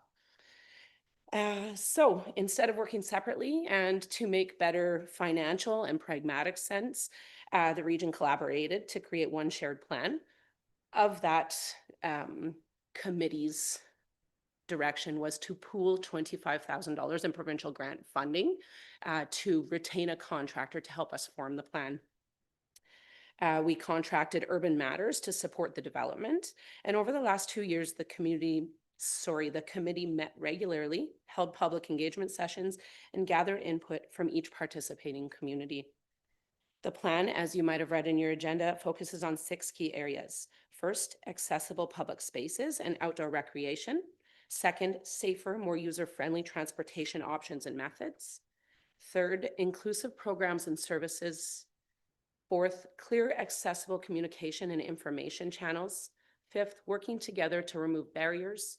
And sixth, building awareness and education among city staff and our community. Of course, the result you see on your agenda is a practical, action-oriented plan, and it does reflect what was heard from residents and staff across the entire region. It was officially endorsed by the RDNO board at its July 16th meeting, and we've been called on, as has every member municipality, to do the same and consider endorsement, hence the reason we're here tonight. Any actions with financial impacts would come back through the city's, our normal and typical budgeting and planning processes, and grant funding would be leveraged where applicable and as available. Next steps, if council was to endorse the plan tonight, staff will notify the RDNO of your decision. The plan would be shared citywide on our website and promoted. Department heads would review the plan to help guide our future planning and budgeting where possible, and we'll continue to collaborate with the RDNO, our member municipalities, and the member communities, the committee, to support implementation of the actions in the plan. In conclusion, first and foremost, to meet legislative requirements. Secondly, to align with our city's goals and your strategic direction. It is my recommendation that council endorses the North Okanagan Accessibility Plan as attached to the August 11th, 2025 report from the Manager of Corporate Services, and that staff integrates accessibility actions into financial and capital planning, service delivery, and policy development where possible. Thank you, Mayor and councillors. Thank you, Chantel. Do we have a mover for that? Councillor Todd, thank you. Second, Councillor Fowler. And I'll call any questions. Councillor Fowler. Any questions? I just, if this passes tonight, I can forward the first letter of request for accessibility focus. And that would be on some of our trails that we have, specifically Thomas Hayes. I don't know if you've received that already or not, but it is the #1 accessible built environment and outdoor recreation. So I know that we don't need to talk about anything like that until finance time, but I might as well send that letter on to you. Thank you, Councillor. It's certainly exciting when we get to these things once the plans are endorsed and written and put on paper, isn't it, for our community? Thank you, Councillor Fowler. Any further questions? I just wanted to comment that reading through the report, how much that communication piece, how visible it was in there, and what a conundrum it poses to so many people. And I'm glad that we're taking all steps available to try to get that communications piece and be more open to the public with what we're doing. So I think we're well ahead of the curve on that piece, but continue working forward. And having said that, I will call the vote. All those in favor? And that will be carried unanimously. Thank you. And Mr. Martins, please, the Armstrong Fire Department budget update. More good news. Thank you, Your Worship. Yes, it is good news. A grant application that was submitted earlier this year for provincial Next Generation 911 province-wide. Our fire department was successful in obtaining a grant for $42,800, specifically for the replacement of mobile computer-aided dispatch units, or CAD units as they're called. Essentially, these units would be comprised of 4 tablets for the some of the fire vehicles, as well as 4 Panasonic Toughbook laptops, and those would be installed in the front line units, which would be the rescue unit, the engine, the ladder truck, and the command unit. So this definitely is good news in that the purchase of these items would certainly enhance the ability of the fire department to respond to incidents, especially with the new 911 system, which is coming later this year. The actual purchase of these items will be later in the year once we are able to do that with 911. So it might go into the new year slightly. But what we're looking for is authorization from council to amend the bylaw for 2025, the budget for the fire department, for the authorization to purchase these units with full funding from the province. And this memo is also going to be presented to the Township Council 1 week from tonight. So it is a joint report to both councils. Thank you, Mr. Martins. So that the motion is the 2025-2029 Armstrong Spallumsheen Fire Department Financial Plan be amended for 2025 to include an approved provincial next generation 9/11 grant of 42,800 for 100% of the funding for the purchase of the mobile CAD units, and that authorization be given for these purposes. I'll require a mover. Councillor Weiner, thank you. Second by Councillor Drapla. Any questions? It's nice to see that we're moving forward with technology. That is always a hindrance. No longer are communications between the dispatch center and the firefighters and the fire trucks done verbally. They're all sent now by e-communications, along with our pre-fire plans are loaded onto those, and any hazardous materials and how to deal with them. So it immediately the fingertips of our first responders gets all that information, and it'll be nice to see they have the most updated equipment to keep them safe and protect our homes. And having said that, if there's no further questions or comments, I will call the vote. All those in favor? And this will be carried unanimously. Thank you. And now the 2026 water rates for Mr. Martins again. Thank you, Worship. The current fees and charges bylaw, which governs the water and sewer rates, the rates are expiring in the current existing version of the bylaw for water rates for commercial and industrial users as of the end of the year. And for residential users, the existing current rate expires September 30th. So this is a housekeeping exercise in that we need to add the 2026 rates into the bylaw ahead of time before we begin that period. As well, with regard to the major water project that is currently in the 5-year capital plan right now, that would be for the new reservoir and the supply line twinning. This is a combined project with a price tag of just under $10 million. What's in the budget right now is that most of the funding for this project would be coming from borrowing. So with that in mind, it is a multi-year project, probably 3 years reasonably. The need to increase water rates to be able to cover the cost of the debt servicing is necessary. So what is being proposed is a gradual increase in water rates over the next 3 years. In order to provide the required approximately $500,000 a year in debt servicing, that would be net of Spallumsheen funding. That would take approximately an 8% increase in each of the 3 years, 26, 27, 28. What we're dealing with tonight, though, is a recommendation to increase water rates just for 2026. So there was a link to the report that shows the proposed new rates. If we could go there to the link.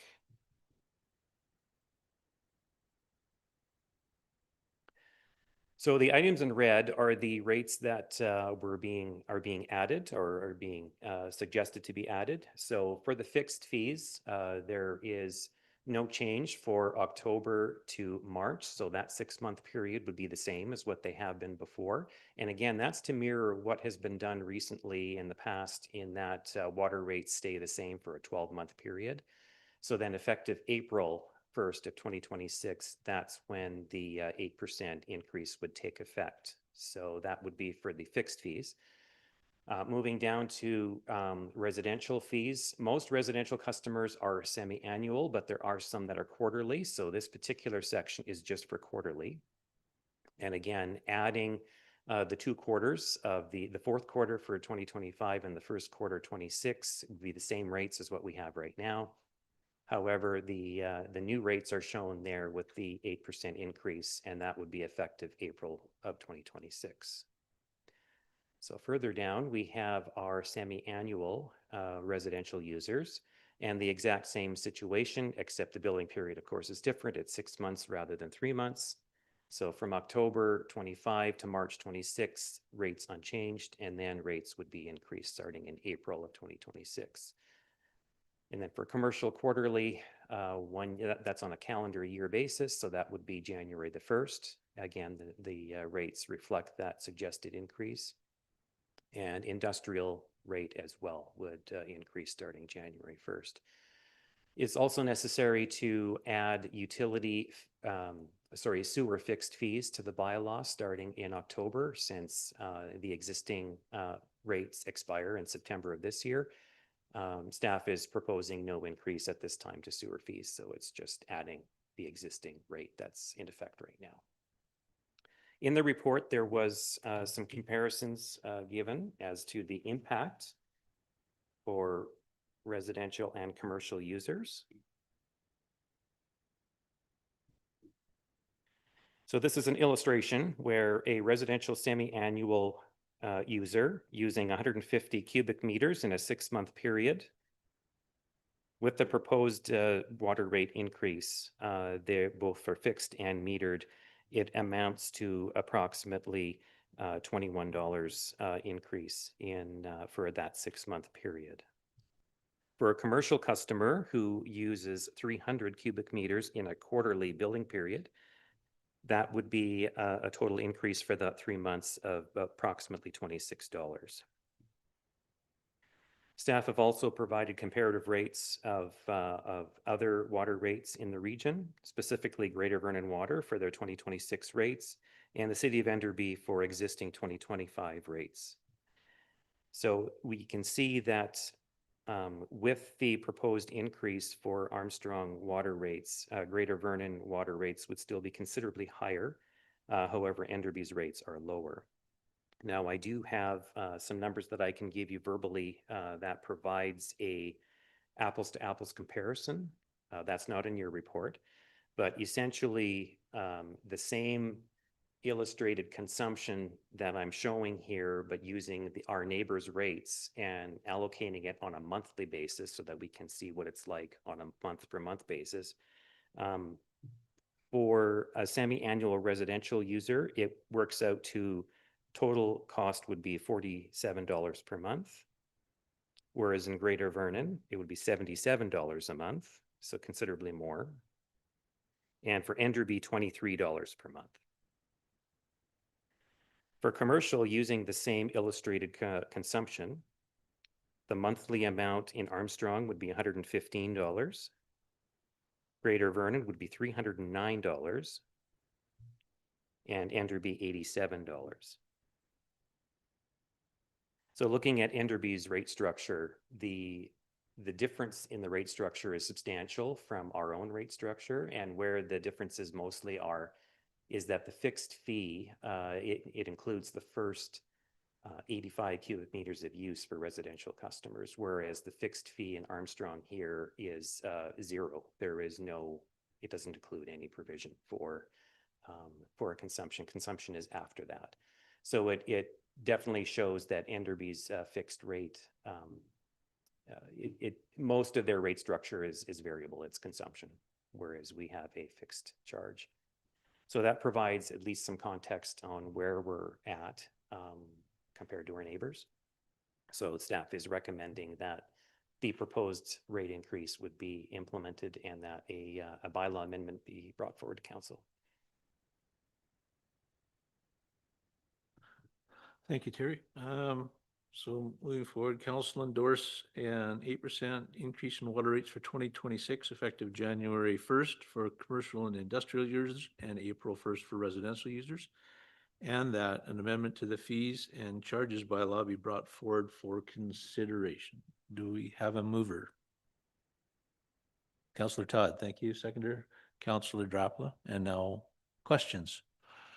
Councillor Fowler. Not a question, but it's a statement. Terry, I want to thank you for giving those comparisons for Vernon, Armstrong, and Enderby compared to Vernon, Armstrong, and Enderby, because I attempted to calculate a better comparison, and they were not anywhere near what you said. So I appreciate yours. Thank you, Councillor Fowler. Anybody else? Seeing none, then I will call the vote. All those in favor? That will be carried unanimously. And next, Mr. Martins again regarding heritage grants. Thank Sorry, I think I have to leave the room. Okay, I have one of the houses.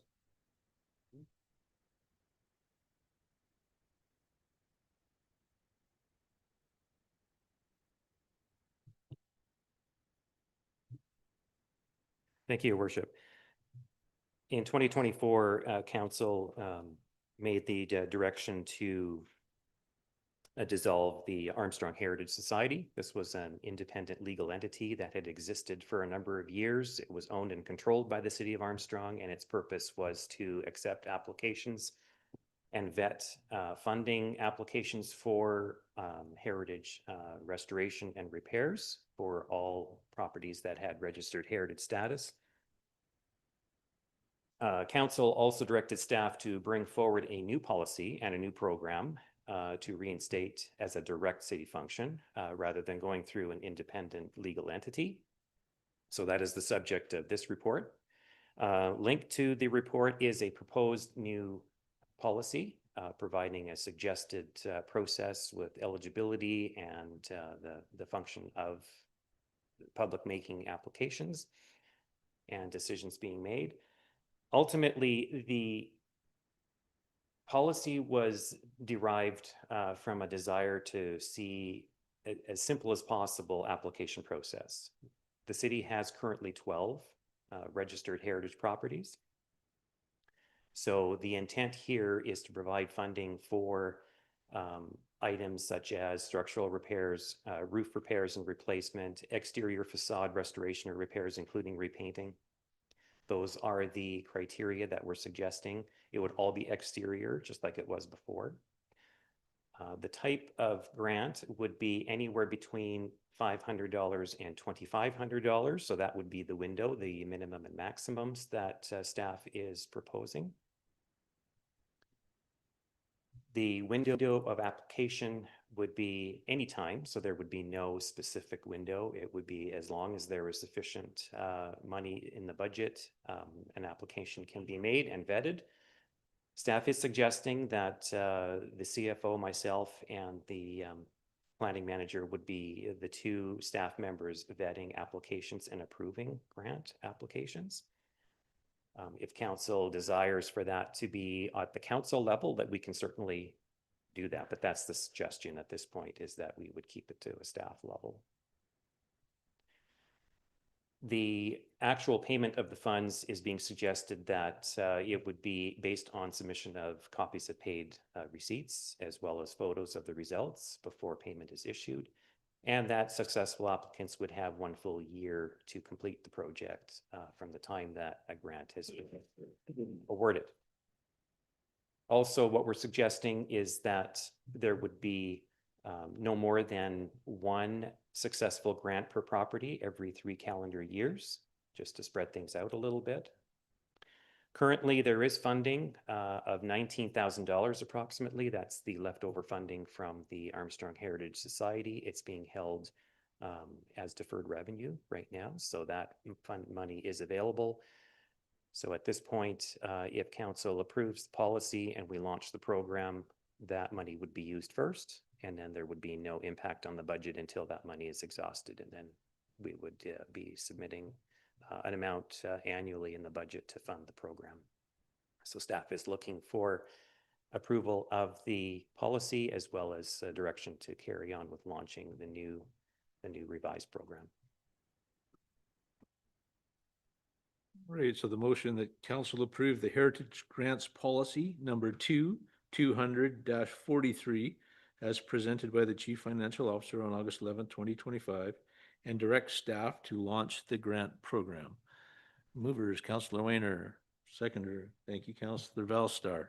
And are there any questions?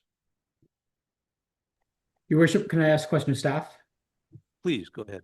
Yeah, just thanks, Terry and staff for the work on the revisions to this process. A question regarding the policy in that I'm just wondering, in practice, has the issue related to applicants providing 3 quotes been onerous, or has there been any challenges related to that? Some of these projects are relatively small. We're talking about painting projects or minor exterior renovations. You may not get 3 quotes for something like that because they're relatively small. Just wondering if there's in practice been any issues or if it has been flexibility on applications that might have only had 2 quotes, for instance.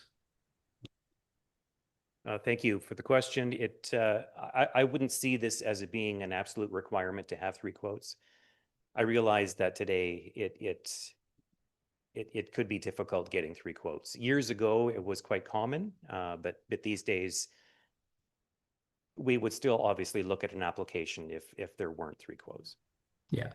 So it would be worth it to maybe amend it just to remove that requirement for now. I trust staff are going to ensure that we're not handing out money to projects that aren't worthy. And for me, I'm not sure if we should just be placing that on the homeowner themselves. But for the amount of participation we have in the program, I'm just wondering if we should just take it out. We could certainly take it out. My suggestion is that we still allow space for multiple quotes, just as an encouragement to applicants to try and get multiple quotes, but it's up to council whether that stays or goes.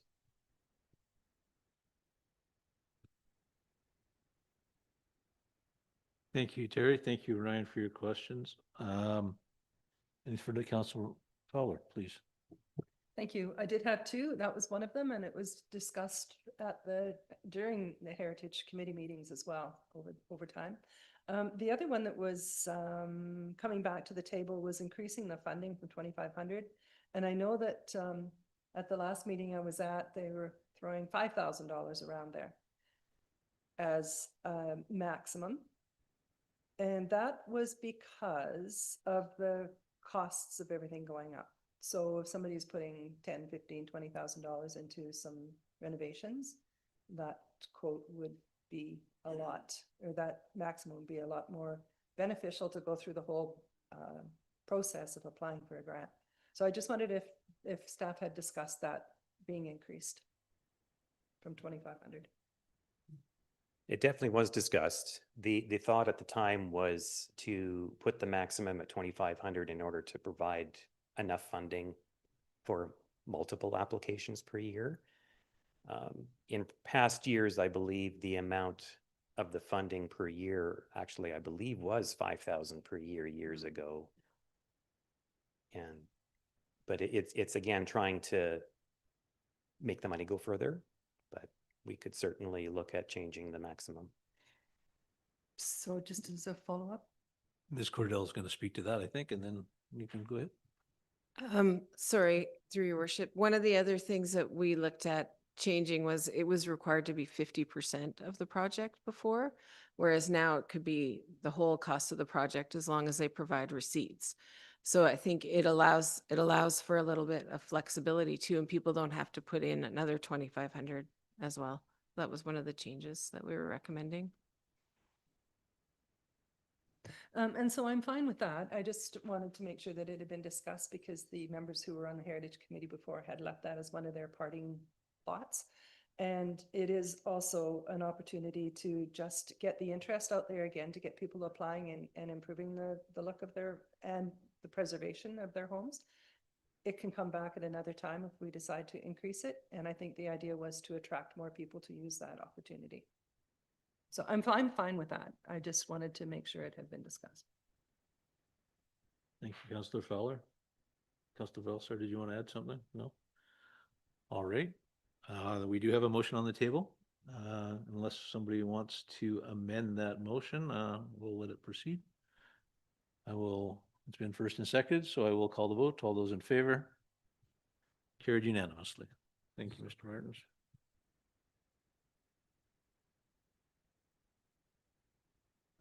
And we'll note that Councillor Todd has re-entered the meeting.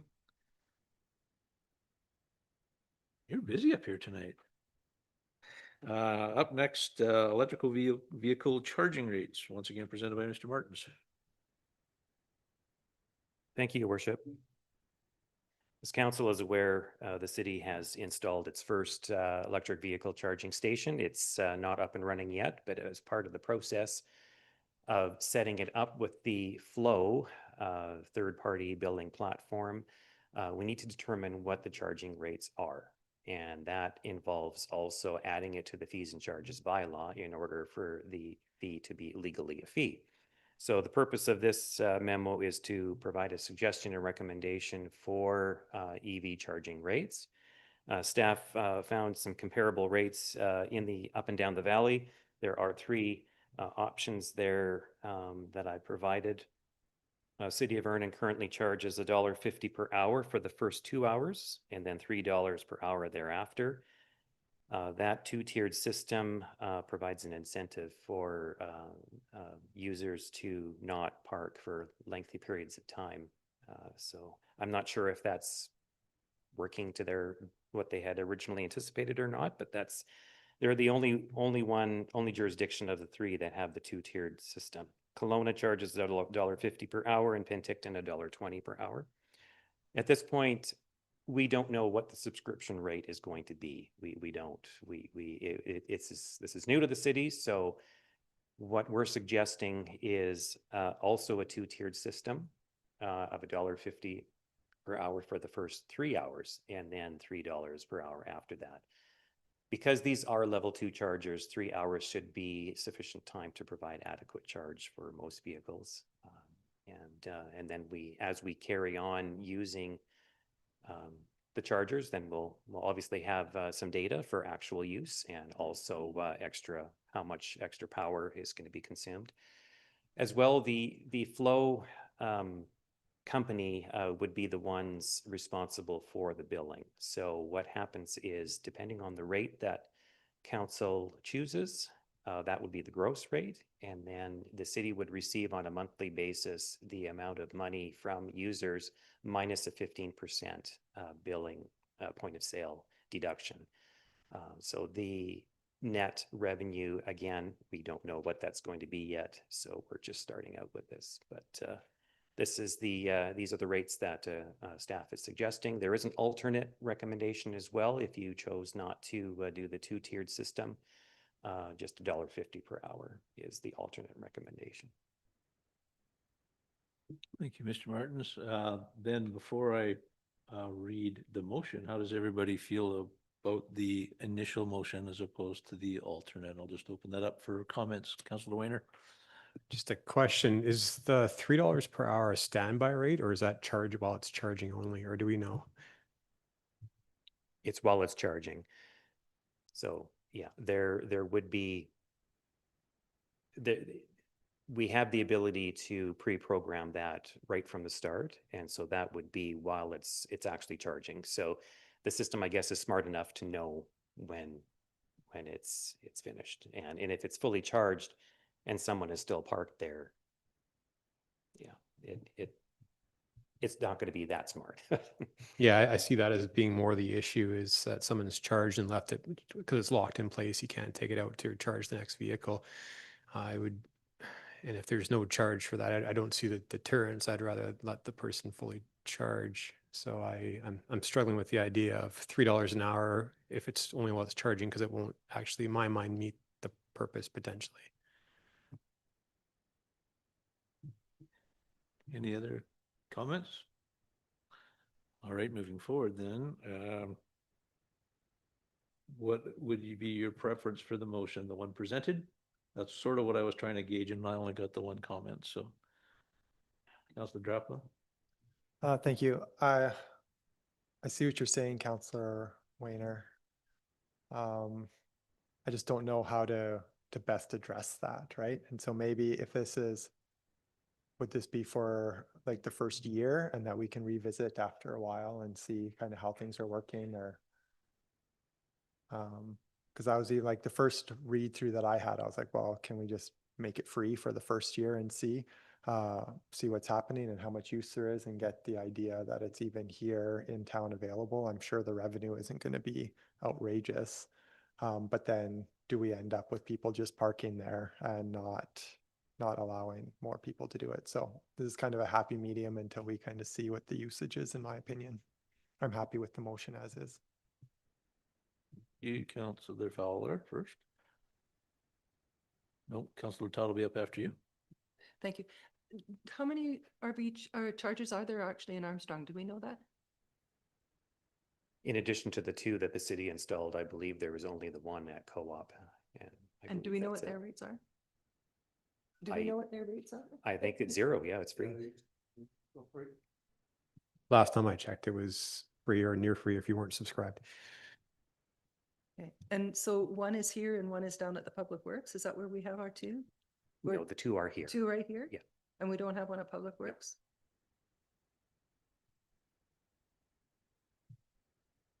Is there, Flow doesn't have the ability to charge even once, like, once they're charged, they can't continue to charge if you're plugged in? What, I don't know the answer to that question, sorry. because that would alleviate your problem, wouldn't it? Yeah, that's an issue down at the co-op, or it used to be, people would plug in all day. I don't know if they still do that or if they have the ability to like brush them along, but if there's gotta be some way that we can keep them moving along once they're charged up. I can't say for sure, but I have seen where some chargers have advertised that there is a standby rate. Now, what that means, I can't say for sure, but I'd be curious to know if it was possible, because I see that as the issue. Just going on a limb, and I'm sure you don't have the answer to the question. What if we just re-engage this in 6 months and see what our usage looks like? What kind of cost would the city bear on that? I know it's hard to answer, but That would be difficult to answer, being that we won't know what kind of power consumption we will see until it actually happens. But certainly we could implement a fee schedule in the interim, as Councillor Drapala had suggested, and for the first period of time that council desires, and we can have a look at it when we have actual data. sure. Thank you, Worship. Certainly the conversations we had internally were along a lot of the same things that were brought up here. A lot of unknowns just in terms of what the impacts will be. Certainly from staff's perspective, we were just trying to get it motivated, because it was something that was in council's strategic plan to get them operable. They've been sitting unusable to this point. As Councillor Drapala alluded to, the rate structure could be revisited at any time to do that. We can certainly inquire with Flow when we do that. They needed this information to start the programming process, so this would get the head start on that while we bring the actual bylaw amendment forward to do the rate setting at the next meeting. This was just to get them going. The only caveat, and then this ties in with what Councillor Wayner was saying, and I assume Councillor Fowler can speak to this. One of the challenges with operating it for free is the risk of people just parking. And that happens at the RDNO property right now, as you get the residents that come and park their vehicles there and leave them overnight.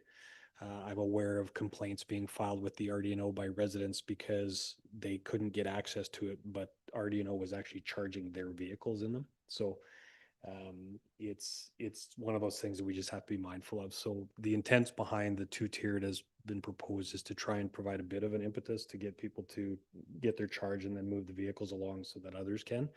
But we can certainly revisit that and change it in the future if needed, once we get some more data. Thank you. Actually, and here, having heard everything, unless Councilor Nietzsche had something else to say, we got to start somewhere with the trial, and we can reevaluate it in as near a time as probably 6 months will present us with a picture, or 6 months once it's up and operational. And perhaps that we go forward with that motion, that the one presented that council endorsed, the EV charging rate structure of $1.50 an hour for the first 3 hours and then $3 an hour thereafter. And that the amendment and fees charged by law be brought forward for consideration and reevaluated after 6 months' time. Will that work for staff? It should be enough time, yes. All right. If that's the motion, can we have a seconder? Councillor Valstar, thank you. Any further questions? Or Councillor Nietzsche, did you need to get in on that? Okay. Any further questions? Great. All those in favor? Carried unanimously. And we get a new face, Miss Cordell.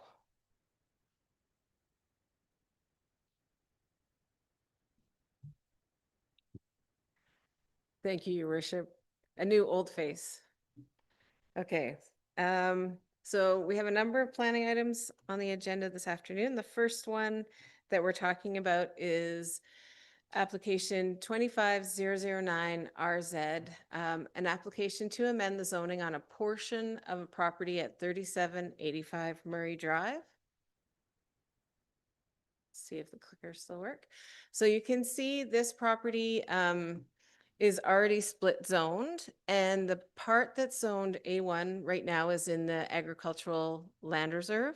And then the part that's not in the agricultural land reserve is zoned country residential 1. In the official community plan and in past official community plans, it was designated for residential single to family development. We did talk to the ALR. Because it's outside of the ALR, they don't have a concern with it, but they still want us to consider buffering and setbacks. The R1 zone is our lowest density zone. It has a minimum lot size of 420 meters squared and a lot frontage requirement of 18 meters. It can allow up to 4 dwelling units and 2 accessory buildings on every parcel that's zoned that. This zoning is the same as the properties to the north and south, and the property to the east is an R2 zoning. So there's similar zoning and more dense zoning in the area. We've also, the agent was talking to us about a willingness to donate the trail that's existing and is used by the public for parkland to meet that requirement at subdivision. Because this is a zoning amendment that's related to residential, the city is prohibited from having a public hearing on this application. This means then that council can consider all 4 readings at one meeting. We did provide a notice of consideration advertised for 10 days on our website and through our email subscription service. And then we mailed it to landowners and occupants within 30 meters. So this shows the map change. It's the whole area that's currently zoned country residential would switch to R1. I'm just going to go back to this. For right now, the what they have brought forward for the application, although once the zoning is changed, to be clear, that application could change. But right now they're requesting, they're saying they're going to request 4 lots along Schubert to be subdivided off of that parcel. So that's sort of the trigger for this zoning change. Of course, once it's zoned, that can be changed at any time, and they could bring forward an alternate proposal. As this aligns with the official community plan, it provides housing, it's out of the agricultural land reserve. My recommendation is that council consider giving this bylaw the readings and all the way through to adoption today. Thank you, Ms. Cordell. I guess, do I legally have to read out that whole? Yeah, thanks, Chantel. Okay, so that the zoning bylaw 1921-2024 amendment bylaw number 1941-2025 be given first reading, and further that zoning bylaw 1921-2024 amendment bylaw number 1941-2025 be given the second reading, and further the zoning bylaw number 1921-2024 and amendment bylaw number 1941-2025 be given third reading, and further that zoning bylaw number 1921-2024, amendment bylaw number 1941-2025 be adopted. Do we have a mover? Thank you, Councillor Weiner. Sorry. Then on the other side, Councillor Drapla. And now I'll call questions. Councillor Drapla. Thank you, Mayor. Could you remind me where we're at with infrastructure along that segment? And I can't remember how long ago it was, but we had the property to the north that was looking to develop, and there were some hurdles there with infrastructure and what the city was requiring. I just can't remember where we ended up with that whole process. Thank you, Councillor Drapla. It's, of course, until the subdivision comes, we won't be doing a detailed analysis on the servicing, but it's my understanding that those systems have capacity in that area. The property that did just recently make connections there, the one to the north, and was able to complete their subdivision. So. Perfect, thank you. Councillor Belster? Thank you very much. So I thought I had a handle on it until you said that it was along Schubert. So now I don't fully have a handle on it. Where's the access? Is it going to be off of Schubert or is it going to be off of Murray? Through your worship to Councillor Valstar, in the current subdivision proposal that they brought forward, each property would individually access off of Schubert, because they're making 4 properties along Schubert.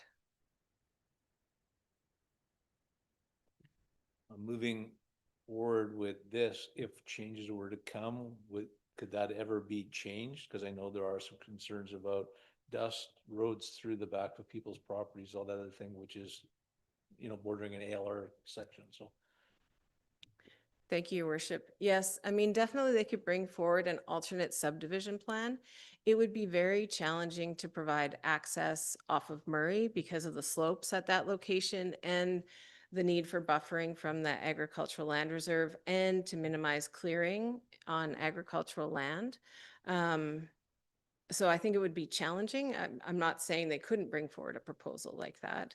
Also, I guess I've been questioned about access off of Coldicott. There isn't currently access through Coldicott to the property, so they would have to purchase land from both of those property owners at the end to make that happen. So that seems like an unlikely opportunity. Thank you, Councillor Belster. Okay, so yeah, just to follow up on my question there. So that would be, we'd be sort of adding 4 panhandle lot type things? So Like, just to follow up, sorry, the driveways, like, would there be one like service road that would go into it then? through your worship to Councillor Valstar. So currently the property fronts on Schubert. So what they would be doing is putting a line, say 30 meters back from Schubert down and then cutting it into 4 parcels. The rest of that property would stay with the other property. Yeah. I get it now. Thank you. Thanks for walking me through that. Not seeing any other questions. It was sure easier to make decisions on things that couldn't change on you right away. The moving target. Any further questions? All right, I will then call the vote. All those in favor? That will be carried unanimously. Thank you, everybody. And now 6.8. Ms. Cordell again. Thank you, Your Worship. This one is a little more complicated, so probably will take a little bit more explaining. This is an application for a development permit and a development variance permit, as well as a change to the existing walkway for 3700 Highland Park Road, which is currently the 3 Links Lodge development. This application, you can see the subject parcel up there. It's an application for a 4-story apartment building for low-income seniors. It's phase 1 of the redevelopment of 3 Links Lodge, and it's designed to accommodate 45 units. Council saw this application not that long ago when the site was zoned for a higher density use. So right now, the designation in the official community plan is multiple unit, low density. There's no description of what multiple unit low density is in that OCP, and in the new OCP, which I'm hoping will be adopted tonight, it has high density residential as well as a designation as a special housing area so that it remains as affordable housing into the future. The property recently went through that zoning and it's zoned now residential apartment. This would allow up to 90 units maximum on a parcel, on this parcel, if it's affordable housing. If it wasn't affordable housing, the density would be much less. So the applicant is requesting council consider 3 things. 1, the form and character development permit application. 2, a variance to the front yard setback to go from 8 meters to 6 meters for most of it. And then this property has a strange little jut around a power pole, so it'd be 4 meters at that point. And then a temporary reduction in the size of the walkway that goes from Highland Park Road into Highland Park Elementary while they relocate parking. So in terms of form and character, thanks, Chantel. You can see the design of the apartment building. The official community plan speaks to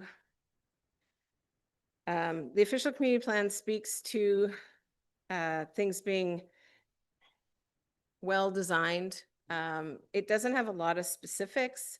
It talks about using nice finishes. This, I think, meets the request for appearance from the official community plan. They're providing mostly underground parking. They've provided a detailed landscape plan. The building has been kind of designed to be attractive and has facades. With even moving it a little bit closer to the road, it provides a little bit more street frontage and street interest. And I think will be a great addition to our community. These are the materials that they're proposing. Sorry, I don't know what I did there. So you can see them. They're simple, kind of neutral colors, the use of metal, use of wood. They have provided a detailed landscape plan. We've worked with them to tweak the landscape plan so that it integrates fire smart and mostly water smart plantings and also accounts for the orientation of the lot and the sun and all of those things. So they've included that for consideration. I just have put a little snip of it with a blow up of the types of plants that they're considering, well, that are included in that. And then this is sort of the other portion that you couldn't see previously. I think the landscaping plan satisfies the bylaw requirements. We will be required, of course, to get an estimate and then security as we move forward into the process. So that's the form and character portion. In terms of the variance to the front yard setback, so primarily it's a 2-meter reduction in the front yard setback. That allows the building to have a bit more mass because it's a long, narrow lot. We have had one letter of concern. It's within the council package that primarily talks about concerns of changes in the character and quality of life in the neighborhood, traffic congestion.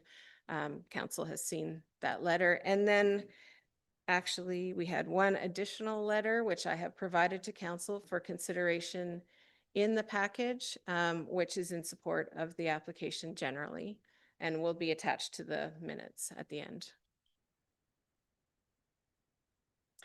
So the final request is a change to the walkway. So the walkway is on the subject property, but the city has a statutory right-of-way over it to provide this pathway that allows children to shortcut from Highland Park into the school without having to walk all the way around.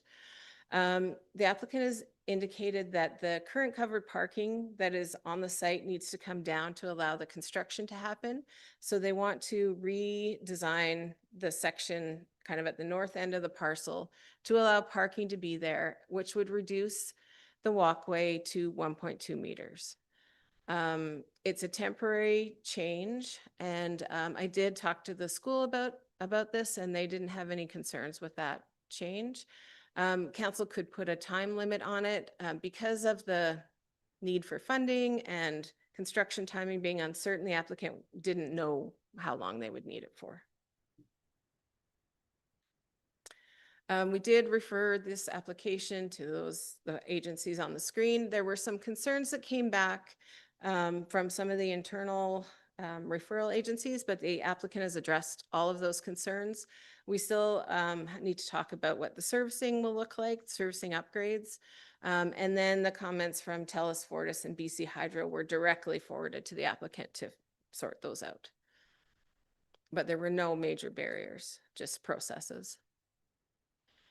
So today I am recommending that development permit number 2513 DP for the development of a new affordable housing development at 3700 Highland Park Road with the following legal description.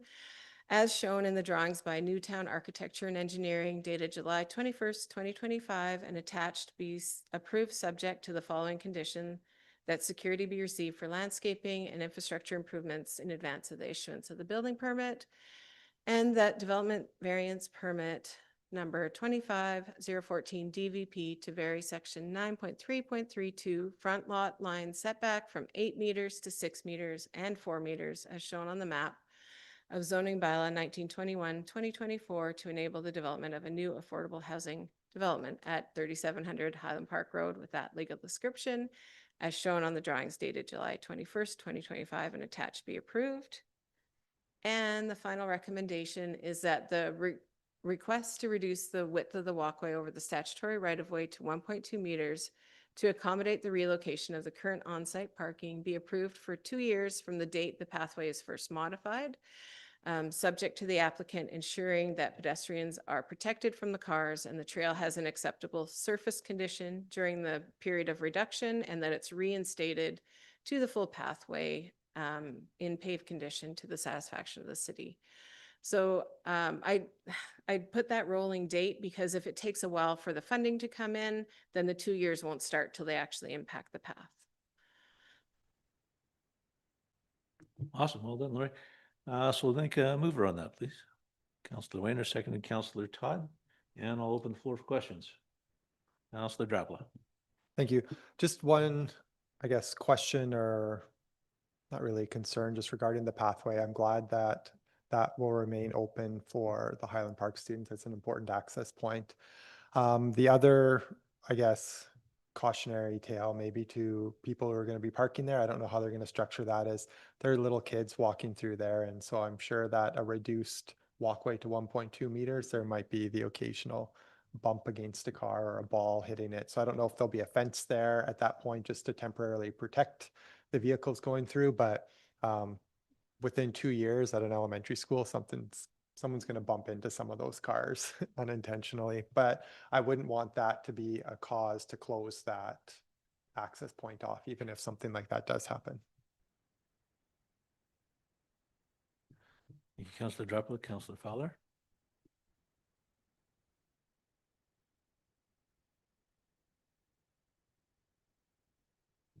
Sorry, I thought you said Councillor Drapla, Councillor Fowler. So thank you, Councillor. Oh. Not pronunciating it. No, my hearing. Hey, I just in respect to the letter that was submitted with the traffic and safety concerns and the fact that we've had a lot of problems at that corner, we know that we're trying to deal with it with our traffic study and efforts that are being made now. When the heavy construction is on the go at that corner, is there a need for them to supply traffic control during school hours, which I suppose are the same hours that construction would be going on? Is that something that they have to do anyway, or something that we can make happen? Are there ways to mitigate some of these concerns? Through your worship to Councillor Fowler, they will have to look at how they're going to manage their construction site. That's usually developed kind of quite a bit later on in the process and with the construction contractor. But those are certainly things that will be live to as they're preparing their construction plan. I mean, the other thing that's been brought up is just the general lack of parking in the area, so that even for the construction parking is going to be challenging as well. So those are things we'll have to work through as we get there. Councillor Wayner. Thank you, Your Worship. I think what might work well is the seasonality of the school as well. There's opportunities to work outside of the school year with the students there, and I was glad to see that what looked like fencing in the buffer between the walkway with the students. I had the similar feeling that the 1.2 meters isn't a lot of space for little ones who like to wander, and especially the construction site, which will be very interesting for young minds. So I'm glad to hear that there's thoughts around that. Just one comment I had, more than just a comment, that I noticed that the parking stalls were at 2.5 meters, which was, in my thinking, for seniors might be quite small in a 2.5 meter space to try and open the doors and navigate. I would be concerned at seniors being able to get in and out of vehicles, especially without bumping other vehicles, but just a comment. Or a senior. Well, if nobody else has anything to say. I just want to also put a positive spin on this, and that, you know, there's concerns from the people that live there that it's a peaceful, family-oriented street. I think that once this is completed, and even though there's a variance for the setbacks to the street, there'll be landscaping along there. I actually think it's going to be can I say, a big improvement. And for the portion of the project that will come next, where Three Lakes is now, knowing some of the needs that are there, I'm really looking forward to this getting started. So I hope everything will work out fine. Councillor Todd. I'd just like to say this has been a long time coming, and it's something the community's needed for a very long time. And we are aware of the traffic concerns, and we're looking at these later on tonight as well, some of the things on Wood. But yeah, it's going to be a wonderful addition to the community, and we're hopefully, well, we'll see how it goes, but I think we're looking forward to it. Councillor Valstar. I'll just chime in quick. Because it's a big project on a busy road, and there's lots of eyes going to be on it the whole time. I'm really happy that it seems that there's a fair amount of planning in advance going into mitigating concerns before they become concerns. So yeah, no, I like the plan. I'll give my turn to comment now. I'm very supportive of it. This community needs this, and we need much more of it. I do have some of the same concerns regarding the parking stall size that Councillor Wayner has. And a couple of other things. I'm just curious about the easements, or sorry, the narrowing of the margins. I spoke to the residents there, and I guess the intention is to move from one building to the new building to start this off. There are lots of wheelchairs. There's 3 handicap ramps already as it stands just to get into their apartments, and there's only 2 handicap parking stalls. I find that a little challenging.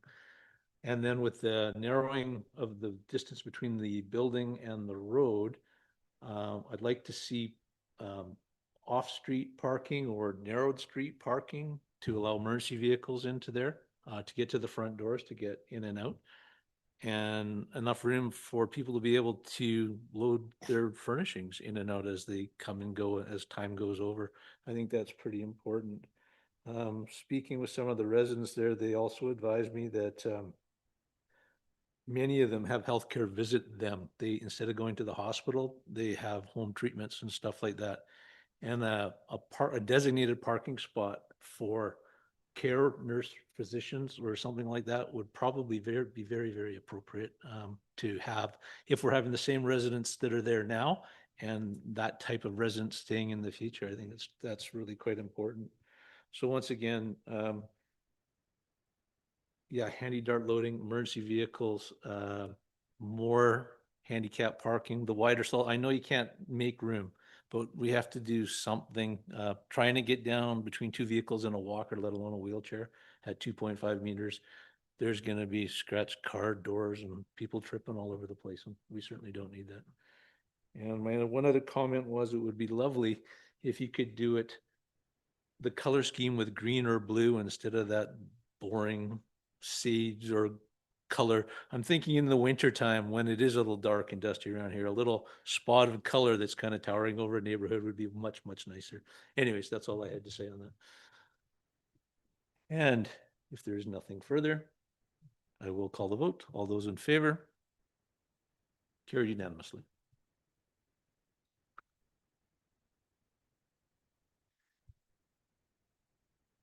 And I'll let you guys excuse yourself.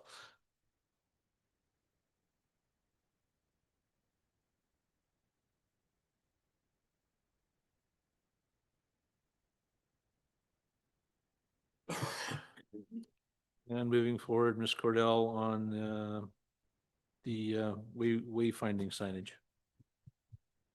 Thank you, Your Worship. Before I begin, Ms. Weiss is bringing up for us the alternate design so that you guys could see what it looked like with the red brick. Yeah. So I'll just give her a moment to Why don't I, do you want me to come do?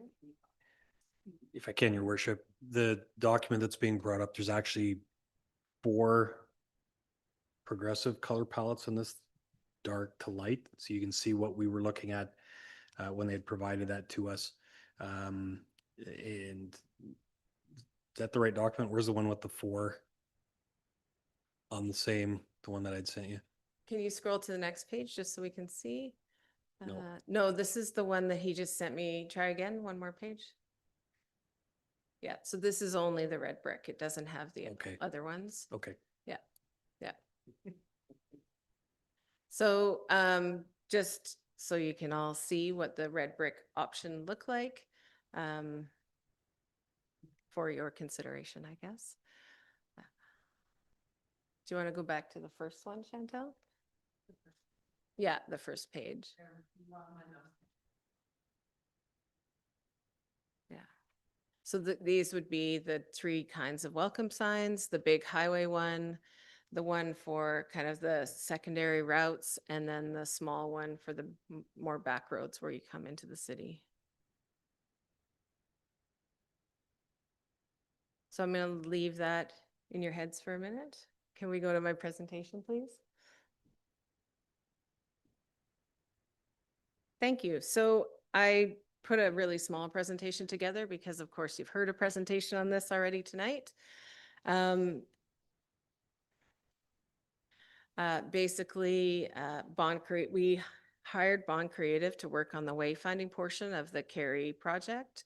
They're able to expand this to kind of include the bigger signage for the whole community. As you saw, they had 3 signage style recommendations, and now we have the 4th included in there.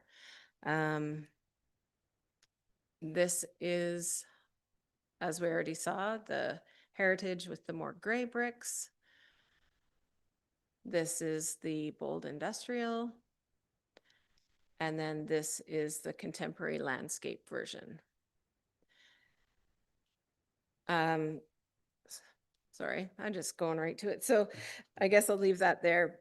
Staff has been considering this and is at the time recommending that we consider the heritage design.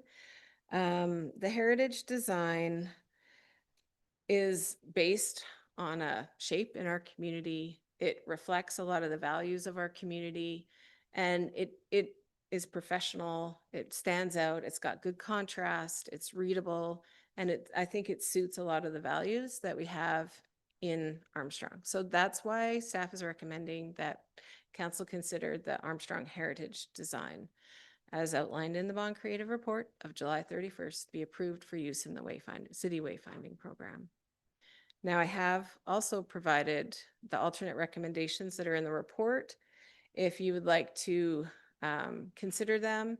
And if you wanted the red brick design, we could, look at the 3rd one, that the heritage design be modified by changing it to red brick.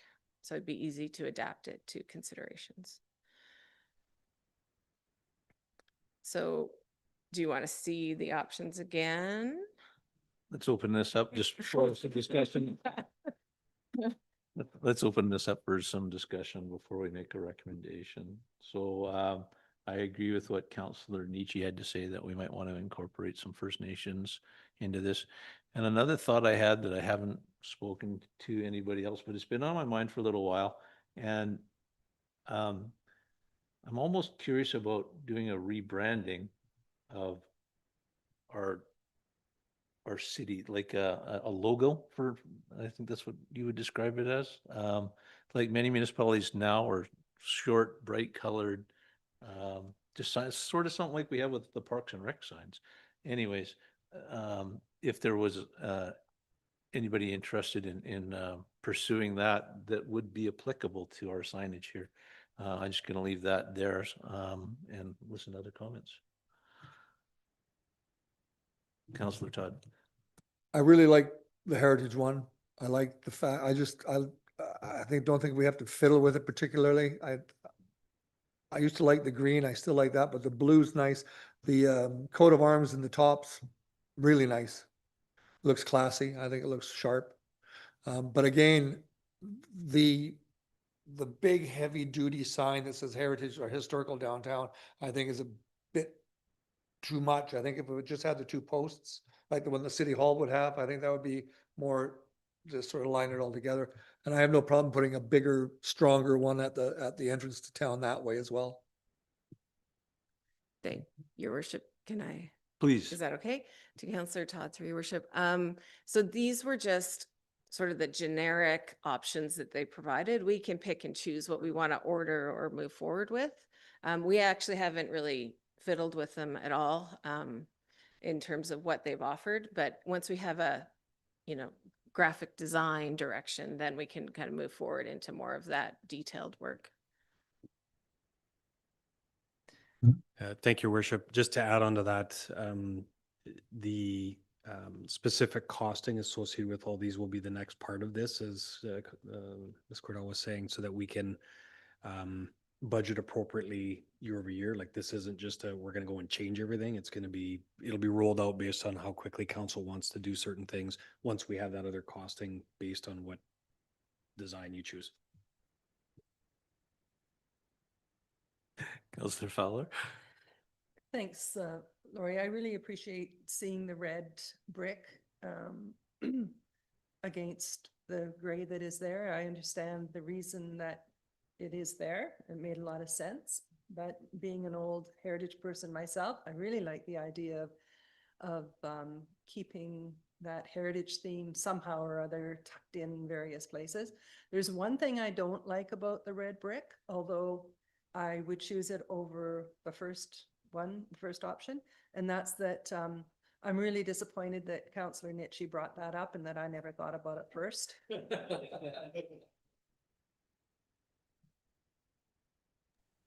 You can steal my ideas, Councillor Fowler. It's okay. Other comments or opinions before we make some sort of motion? Yeah, Councillor Velster. Thank you. Yeah, I looked over it lots with lots of different thoughts.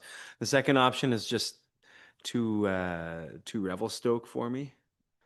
You know what? The third option was pretty cool too, but then I looked at it a little bit longer. It looked too much like the second option. So I like the first option, but in red brick. Councillor Dropla. Thank you. I agree. I like the first option with the red brick.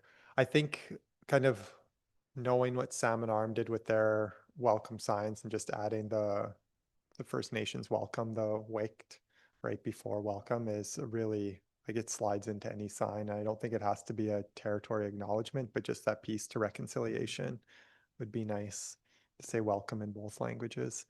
And then the other piece that you guys clarified for me was that this is just concept and that there'd still be opportunities for which signs do we want where and how many of them and all that kind of stuff. So thank you. Yeah, I also think that that's important that we know what signs and where they're going and what they have to say as we progress, because I'm just thinking even of the simple one with the addition of the rail trail coming into town. Where do you put your wayfinding? Because we haven't decided where it's going to be yet, or parking or anything else. So how about, let's just try throwing this out there that we go with the recommended option with the red brick, but then we get some more First Nations of something on the sign and then have it brought back to us. Is that something like that comfortable? Yeah. Well, option one with the red brick, and then also a welcome, First Nations comment welcoming, just an addition to the existing sign, and a couple of ways to place that on the sign so that we can choose. So, Your Worship, if I can attempt to put that into a resolution, that the Armstrong heritage designed, as outlined in that bond report, be modified by changing the brick to red and adding an Indigenous welcome, and be brought back to council for consideration. That's perfect. We have a mover. Councillor Todd, second. Councillor Wayner. All those in favor? Carried unanimously. You did so much better than me, Lori.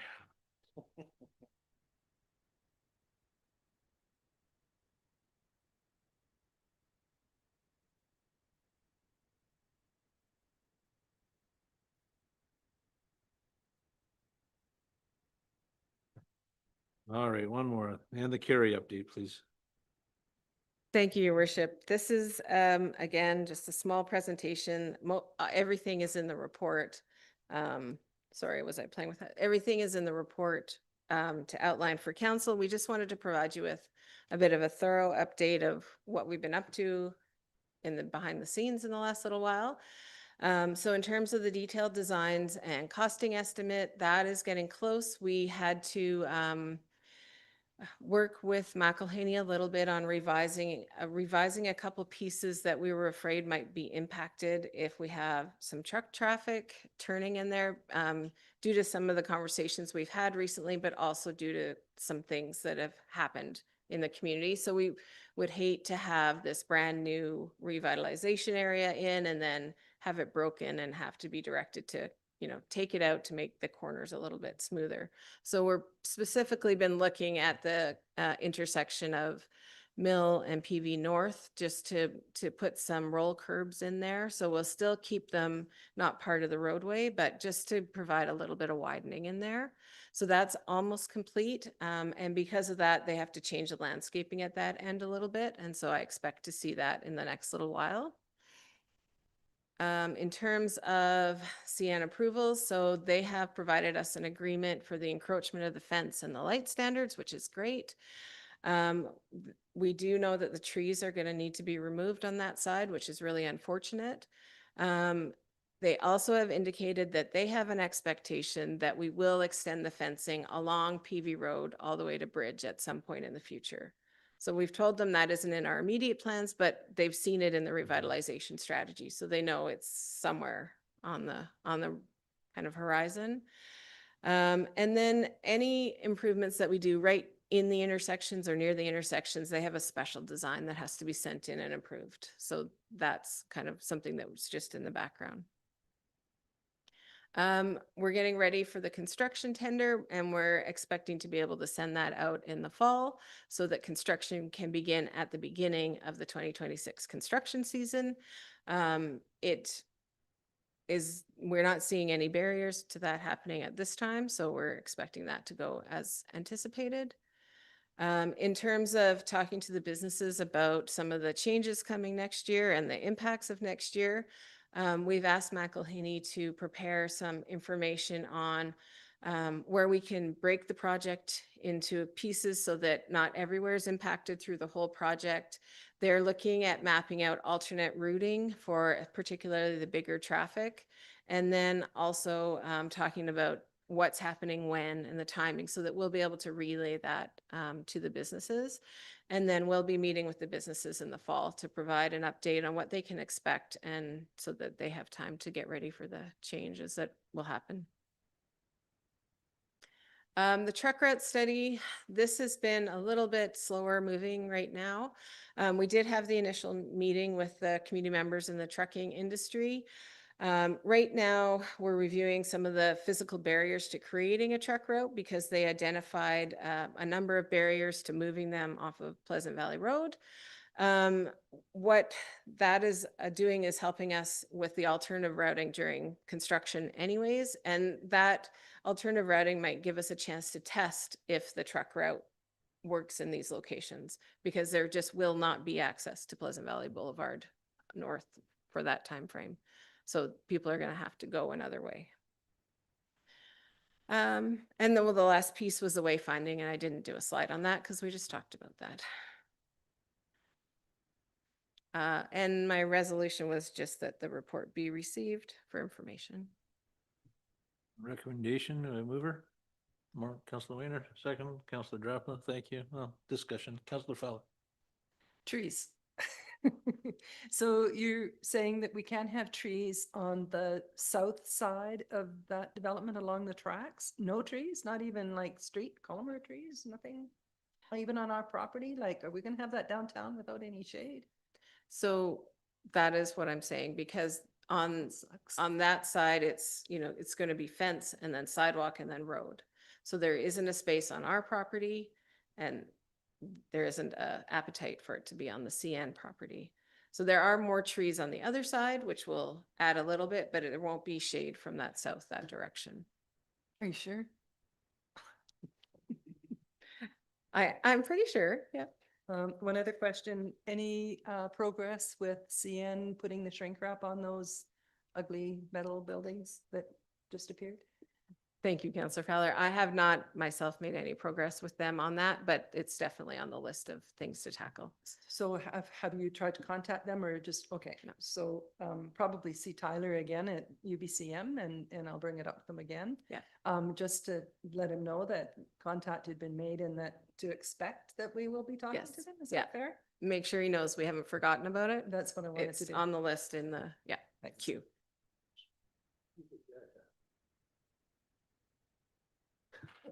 Are you going to discuss trees? Mr. Seibel. Are you going to discuss trees with him?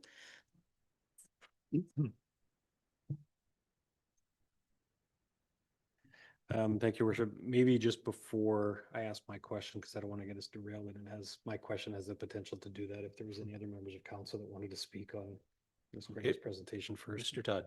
I was just gonna ask if we have trees on our side of the road. But they won't be huge because they'll be new, but they'll have time to grow up in time. We're gonna have awnings on that side as well? Is that part of the plan if we decide on that? Yeah, thank you, Councillor Todd, through your worship. We have we aren't going to be putting awnings, but we have a strategy for awnings with the local businesses. And yes, there would be trees on the other side of the road. Councillor Weiner.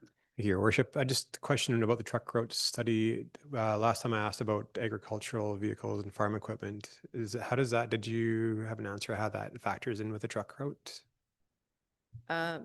Thank you, Councillor Weiner, through your worship. Yes, we met with some of the agricultural trucking community as well to have their input. And so definitely that's a factor that we're considering as we move forward. Councillor Drapala. Thank you. I think the project's needed for sure for Armstrong, but it really has the potential to derail some of the businesses along that street. And so as we're chatting with them, I'm just hoping that we can go with an open mind and some creativity on if there's things that the city can do to help support businesses. And I haven't been through that with City of Armstrong, but I'm sure that other communities have looked at ways that they could support businesses in those types of times of construction. And so hopefully we can come to the table and have discussions with those, kind of that open mind approach, and maybe not a one size fits all, but maybe one business needs something different than another, but they're all important on that street, even though there's only a small handful of them, right? But they're very different businesses from each other. Thank you. Nobody else? All right, Mr. Seibel. Thank you, Worship. And to Councillor Drapala's question or comment, that's absolutely the reason we've asked McElhaney to put together that timing and of the project and the construction overall, so that we can look at options for how we can deal with that exact issue, keeping the businesses open, that sort of stuff. Some of the preliminary conversations are that we may be able to look at making sure that the sidewalks and everything are open so that people can still get to the businesses. They just can't park there, obviously. And so it's about finding where those parking areas are so people can still get access, deliveries, that kind of stuff. So that's absolutely why we're working with McElhaney to get that. My question specifically, and this is just me getting caught up with where some of the history is on this. I've been acutely involved with the truck route components, working with Ms. Cordell and Mr. Ackerman through this, as well as some of the comments that have come forward. Having not been here when the Kerry project kicked off and a lot of the work that was done, the one question I have, and this is an important one because it will impact some of the things we're looking at, was it council's intention to actually have trucks on PV North once the project was done? And the reason I ask that is we can absolutely design so they're not, but that narrows the scope of what options exist for how we move truck traffic. And it might require a bit of an out of the box thinking along Wood Avenue becoming a one-way for parts of it to facilitate, which isn't necessarily a bad thing in terms of consideration, but it's not something that was contemplated during the original process. So I don't want to introduce something if it hasn't been talked about. So specific to the first question, trucks on PV North, is that something that was council was expecting to happen or not to happen. Councillor Belster. Yeah, I'll speak to that. Yeah, there's a number of businesses on that road that need it. So I can't speak for council, but I can speak for myself. I was anticipating that was going to be a part of the plan. Specifically, the parallel parking on the left side of it going north for some ability for businesses to go out and put pylons down to block off some spots to have trucks be able to pull over and unload without disrupting the flow of traffic. Councillor Fowler. Well, that's how I remember it as well, that we would still have to have delivery trucks in there because there's the garden center, and the liquor store, and there's some places that don't have the back alleys. So somehow or other, there has to be ability for those businesses to get their supplies. I think, oh, I was just gonna make one comment and then Councillor Drop will go, is that we do also have the ability to gauge the size of truck that goes down there based on weight and whatnot. So smaller vehicles could still make deliveries or lighter loads versus, 80,000 pounds. But anyways, Councillor Drop. Thank you. That's how I remember it as well. I also don't want to open up any can of worms with Wood Ave. So if that means we have to change some of our expectations for what PV Road North is going to be, then I think we need to do that. But I don't know if we want to head down that road right now while we're still trying to do other things in town. So let's leave that one alone. Thank you, Worship. That helps just in that context. And the reason being, as Ms. Cordell alluded to, there's been some reconfiguration at the east end of Pleasant Valley North to consider trucks turning in how we do that, which is good. But the other thing that may need to be required as part of this in terms of the truck route itself is we may need to look at some parking on Okanagan between Wood and PV in terms of being pulled off the street.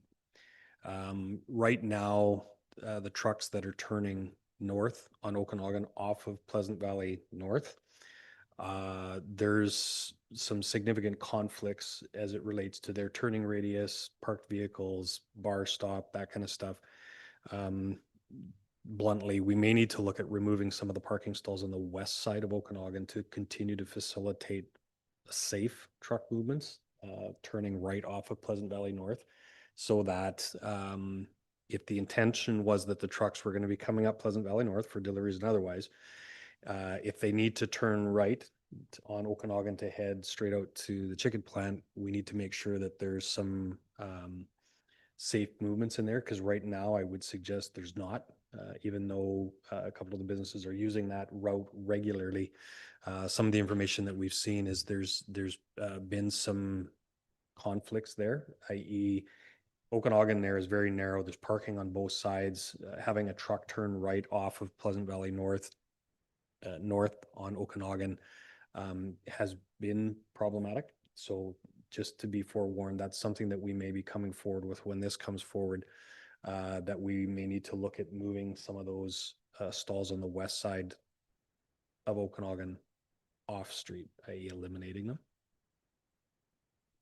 Councillor Drapla. Why do they need to turn that way? If they're heading north, why can't they take a different road? So this is part of the challenge. So if you have a truck that's going out to the chicken plant, they come up on Mill, they cannot make the turn left onto Wood Avenue, which is why I had asked about the one way and not wanting, if we don't want to open that, that's fine.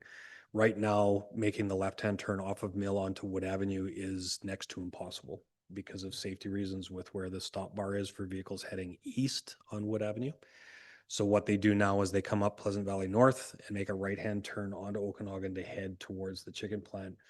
The problem is that there's a significant issue there as it relates to the narrowing of that road where you got parked vehicles on each side, the stop bar, where there is a much greater impact. So that's really the only way they can go right now, because they can't make the turn on Wood when they come off of Mill.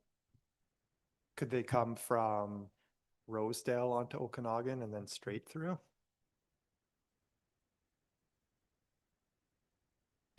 That's a possibility. I don't know if we've mapped out when they turn off of like the little jog, if you will, by, I forget the name of the street there.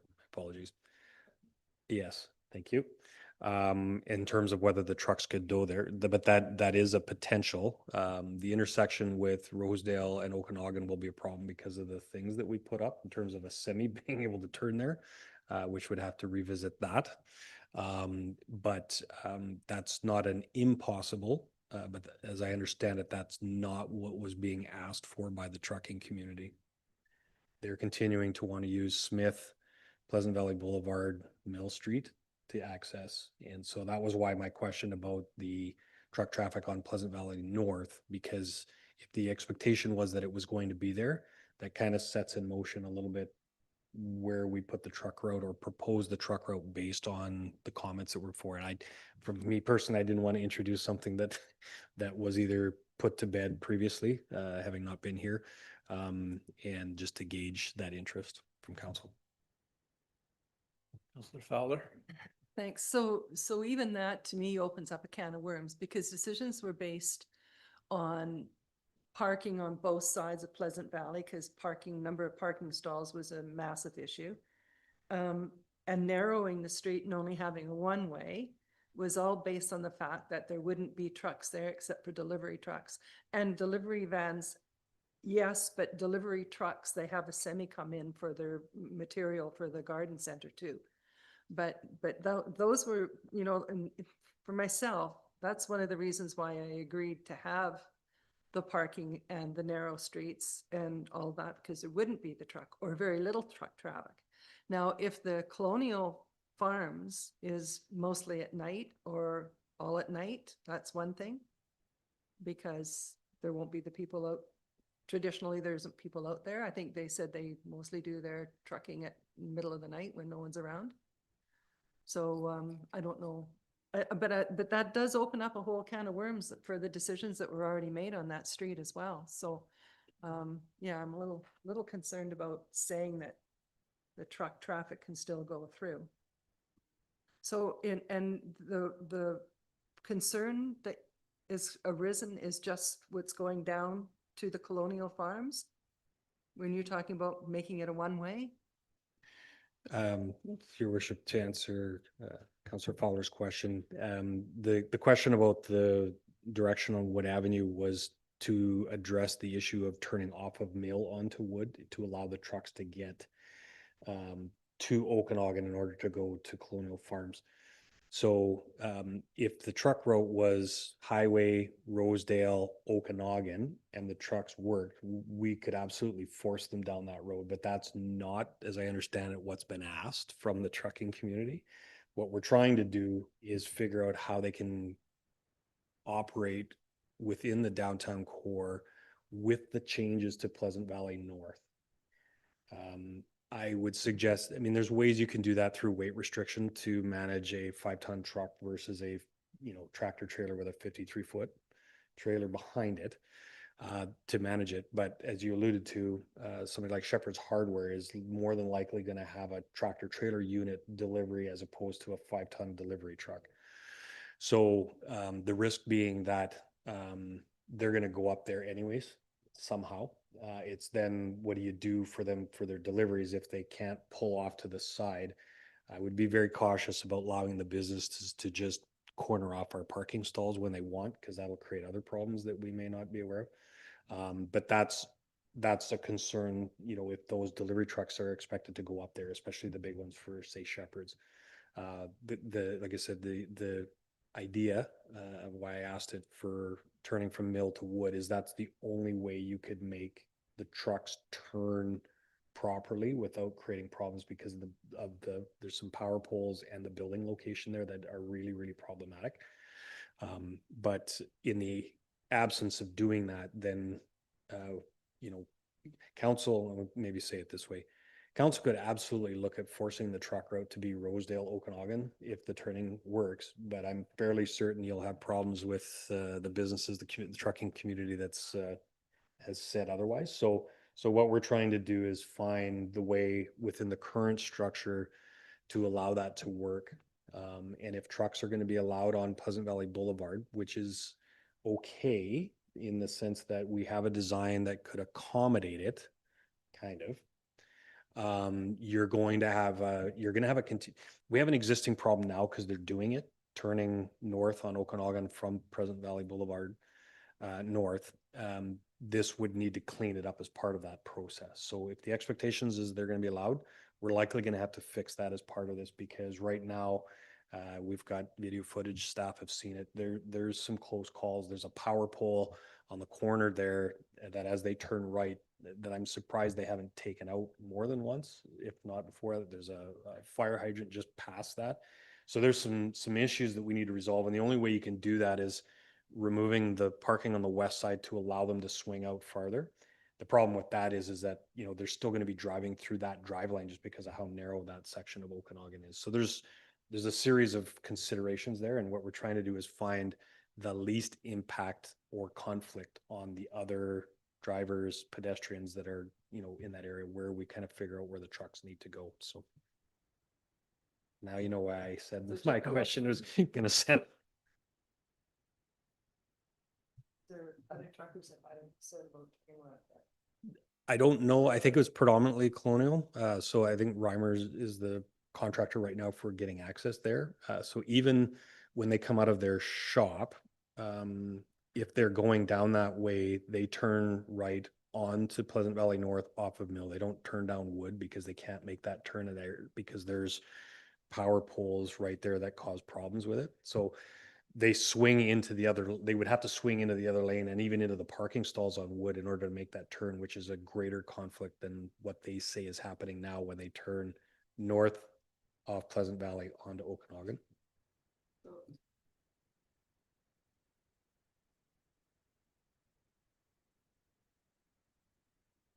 Colonial that seems to, has the concern, getting to Colonial. That's the only industry down there. Can, your worship, if I could add, I would say anybody coming through town going on Salmon River Road, right? So they would, to get onto Salmon River Road, they need to get onto Wood somehow, and they seem to prefer to go PV and then Okanagan and then Wood. And then the other conflict is also the pellet plant, because they come up PV, they do a weird snaky turn into their driveway, right? So it's, and I think they've all indicated a reluctance to try an alternate route. Can I call a point of order? I think we're diverging from the agenda here, and we're starting to workshop an issue I think that could probably be better solved, specifically if we deal with this issue. I'm just looking at time, and I'm also thinking about the fact that we have 6 more business items that we have to get to on our agenda, and it's already 8 o'clock. So I'm just wondering if we could possibly move on. Fair enough.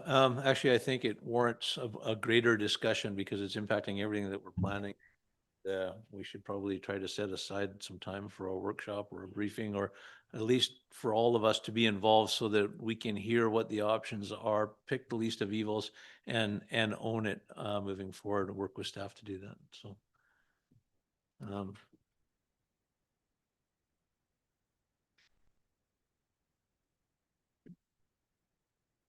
Yeah, so anyways, we've received the update, so there's a motion that carry update report August 11, 2025 be received for information. It is done so. I think it's moved and seconded. Is that correct, Chantel? Yes, so we'll call the vote. All those in favor? Carried unanimously. And on to Public Works.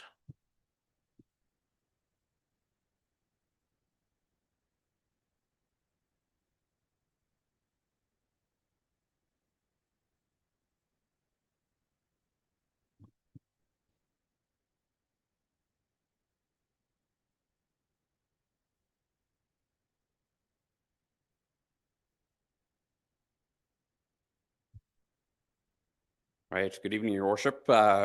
Bringing forward a memorandum for Council's consideration, seeking some additional funding to complete the desludge work at the Adair wastewater treatment facility. As you know, this program has been on our capital plan for this year to deal with the ongoing odor issues at cell 3 at the Adair facility. We did go out and do a sludge sample. We had a company come in and do a detailed depth analysis and sludge analysis of the cell 3. we got that information back and put that forward as part of the tender package. We went out to RFP. We received 3 qualified bids from proponents willing to undertake the work. The lowest price came in at $649,880. Additional works already completed for the project included up to $150,200 expended, including the sludge survey, engineering works, and some contingency, leaving a shortfall to complete that project. Staff is requesting that the budget be amended from $650,000 to $800,000, and that the additional $150,000 be funded from the sanitary sewer reserve. That's the motion moved by Councillor Valstar, second by Councillor Weiner. Now, questions? Just curious, how long is this dewatering process going to take? Any idea? It'll be approximately 30 days to do the desludge work to fill the geotubes, and then they'll demob. They're anticipated to be done by the end of October, and they'll be off-site, and we'll have the geotubes for until 2028 likely, and then we'll look to dispose of those at that time under a separate capital project. So is there any other option? I don't like the thought of those geotubes being laying in that field out there. That's just unsightly. We did put it forward for the proponents to provide the most efficient and economical means to remove the sludge. The 2 options that are basically available are running the sludge through a centrifuge to dewater it and then trucking it off site right away. And then the other one is the use of geotubes to allow that to dewater, and then you're now trucking a bone dry material at the end of that period. Out of the 3 proponents, nobody put forward options to do the centrifuge dewatering and trucking due to available locations to dispose of the sludge and the effort to do it. I don't know if anybody has had a look at what this process is. So we're going to have giant canvas bags laying out in the field across from the sewer treatment plant, backing onto people's yards essentially, and it's going to sit there for several years. It just doesn't sound like a great option to me, but I mean, if that's the only option, it's pretty unsightly, and who knows about the scent coming off of that additional waste. Yeah, Your Worship, I can speak to that. The geotubes, the water, the filtrate coming through those, the odor is largely gone within the first couple of weeks, and then it's just that last little bit that filtrates out and gets pumped back in from a sump pit into cell 2. The way the geotubes are designed, they won't absorb water back in. So once it starts to dewater and dry out, the odor is significantly lower than anything we've had experienced in the last couple of years in Armstrong. They're sealed up, and it leaches out down into a rock area that has a geomembrane underneath it, and it's graded. Nothing is sitting stagnant on site.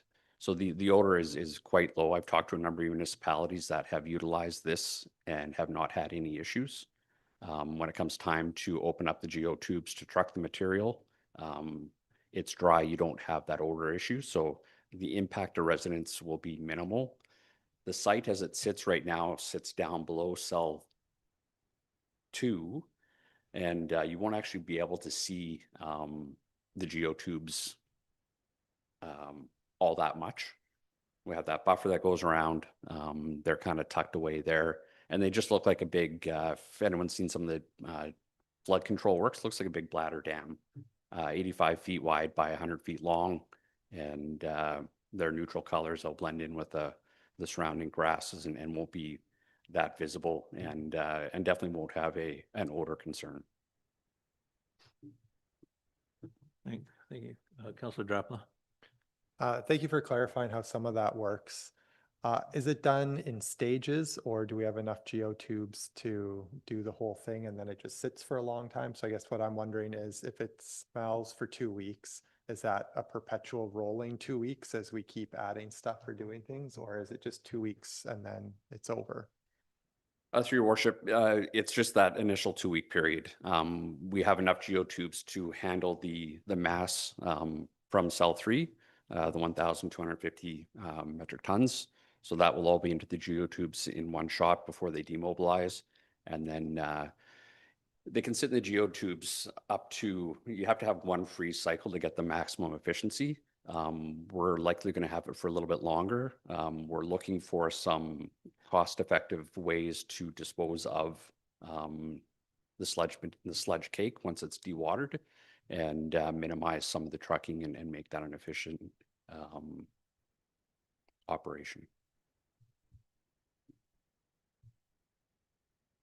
So the budgeted amount, is that process from start to finish, including the trucking of the dry material after, or is that another fee on top of this?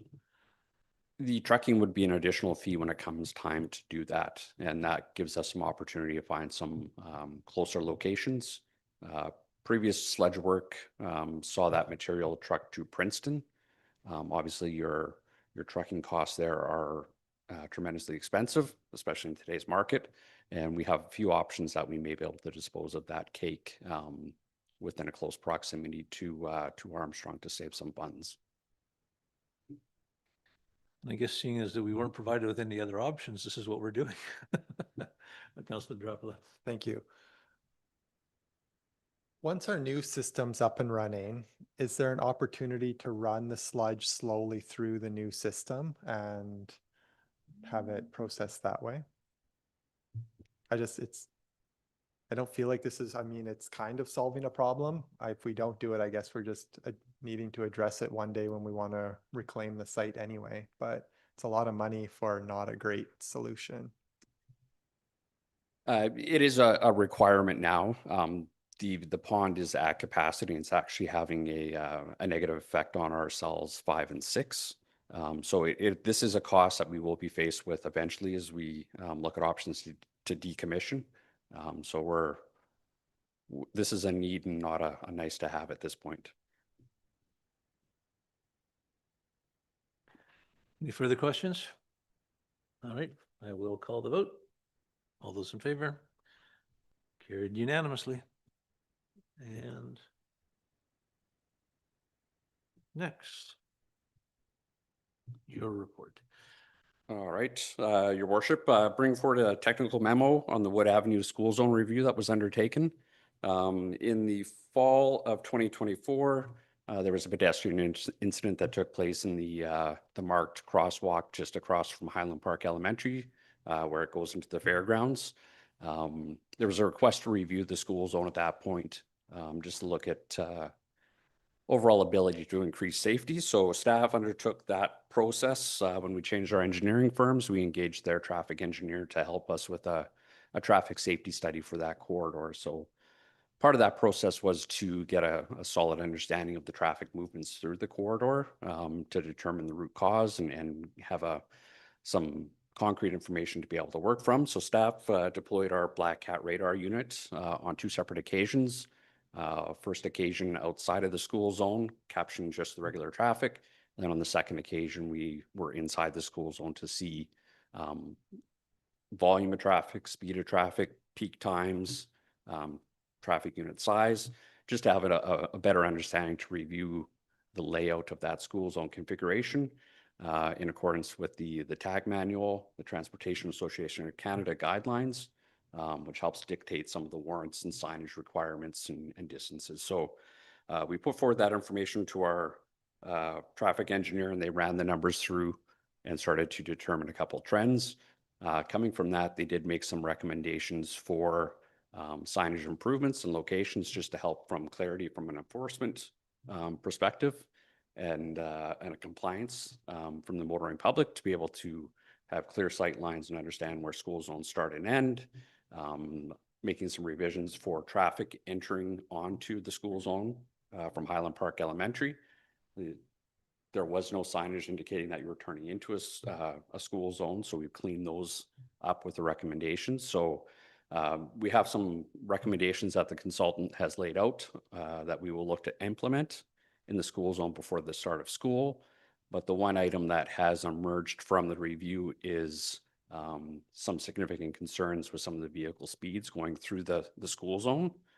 So he's made some recommendations there that we will start to take a look at. But when we look at the significance of the situation, we're taking a phased approach to it, implementing the 3 E's of public safety and traffic safety, engineering, education, and enforcement.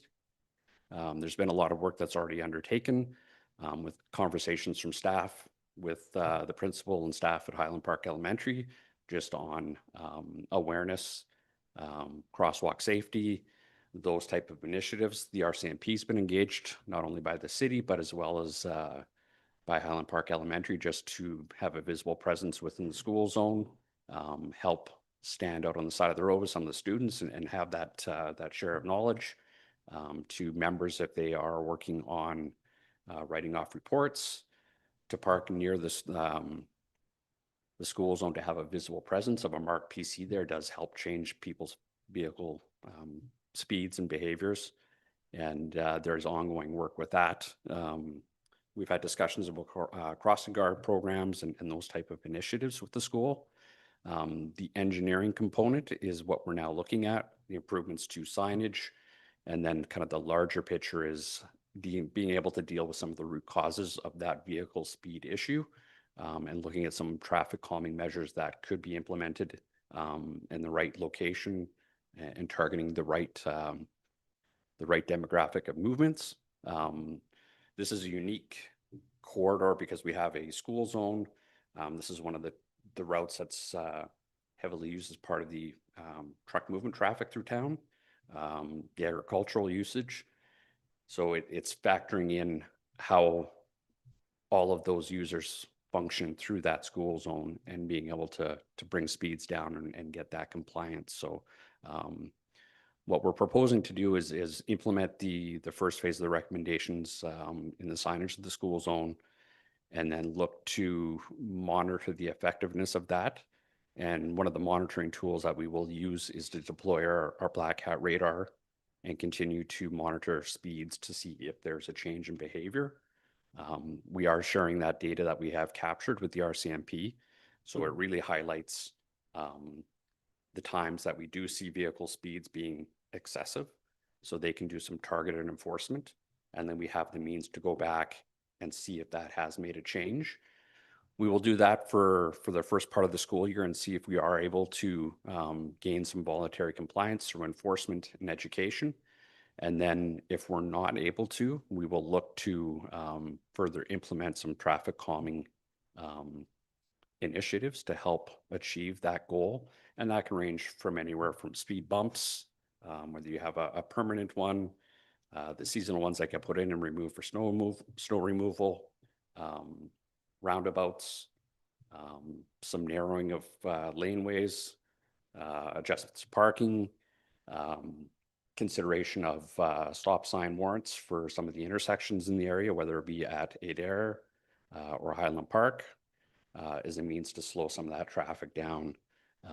So that would be kind of the next phase of it. And that would also look to expand the scope of that traffic study. Wood Avenue is quite long and it's quite straight. So we'd be looking at from the west boundary of town as kind of a gateway into our community, as well as transversing through the corridor down to Mill Street and seeing what mechanisms would bring the desired results to bringing traffic down to an appropriate speed based upon the traffic volumes and the sizes that we're seeing kind of navigate through our section of the community. So I can answer any questions and provide any clarification if council has anything they'd like to discuss. Councillor Weiner. Thank you, Your Worship, and thank you for this thorough report. I really appreciate all the information, the time that went into this, the importance of it for our community, and especially given the current events. Talking to the principal at Highland Park, they've done quite a few things to mitigate and to enhance the safety from the school. They do right turn outside of the school now. Talking to the principal, they've already engaged crossing guards, and they're working towards that. And those are all really positive things during the school hours. One thing that I've noticed, having driven that for decades, is that time of day, obviously with light conditions and throughout the year, and then obviously even just the seasonality. So this the season. So driving down Wood Avenue towards Bridge Street from Highland Park, at a certain time of the year, the visibility goes to zero. And I don't mean like low, I mean zero. So the the intersection there, just in my mind, I'm not sure if it warrants some adjustments to have a crossing light or something like that, but just something to be aware of to drive it, say, come late September or early October to try and at 7:30 in the morning, right when 7:30 to 8, when the students are crossing there to go to school. It's something to be very aware of, is that intersection. And then the other one over on Adair is when the light conditions are low and it's raining or whatever, the lights there don't shine adequately on the intersection. So I just want to make sure that those pieces, the season and the time of day for visibility is a factor as well. Yep, through your worship to Councillor Wayne, all valid points. Some of the improvements we do have with the crosswalks do have the reflective strips and do provide some more visibility. The TAC guidelines and that configuration do not currently call for crossing lights. Now that is something that could be considered if there are still compliance issues. But right now it meets the TAC guidelines. And hopefully through education and some enforcement, we can get that increased driver awareness and pedestrian awareness. But yeah, definitely shoulder season light conditions can play a role in that. And we can also look at overhead street lighting as well and how that factors in. Seibel. Just one quick note and a thank you for getting the report and the data, and just to highlight again the importance of collecting this data to make decisions. When I looked at this, I saw the peak times weren't what I expected that they would be on that road, right? I expected them to align with the kind of dismissal and starting of school, and they're offset from that. So the majority of the volume on that road is not actually the peak times that you would expect for the school. So thank you for that. Thank you, Worship. Just to add to some of the traffic stats, I had spoken with the RCMP looking for some information, and they had provided some data for the period of June 24 to June 25. So it's a 12-month window.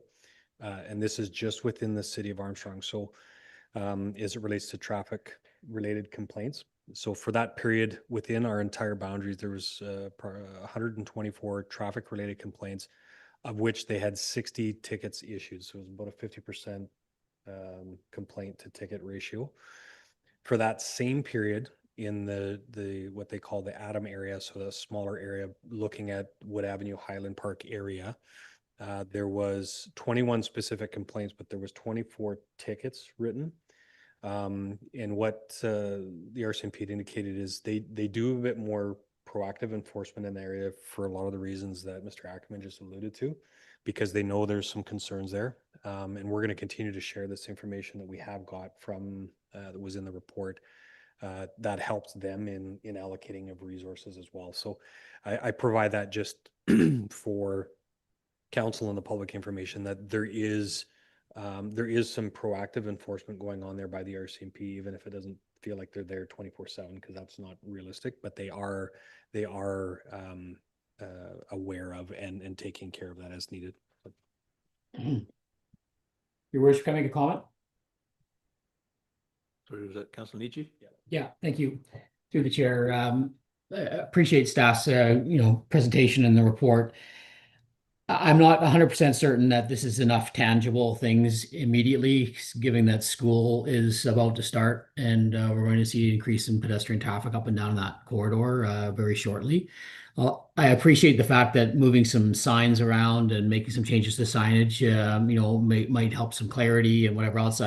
I find that the bad drivers probably aren't obeying those signs anyways. And I honestly think that we need to do a little bit more in the immediate future with respect to something tangible in terms of the engineering component to it. I appreciate the fact that we need to do some education. That's kind of in our control, a little bit out of our control.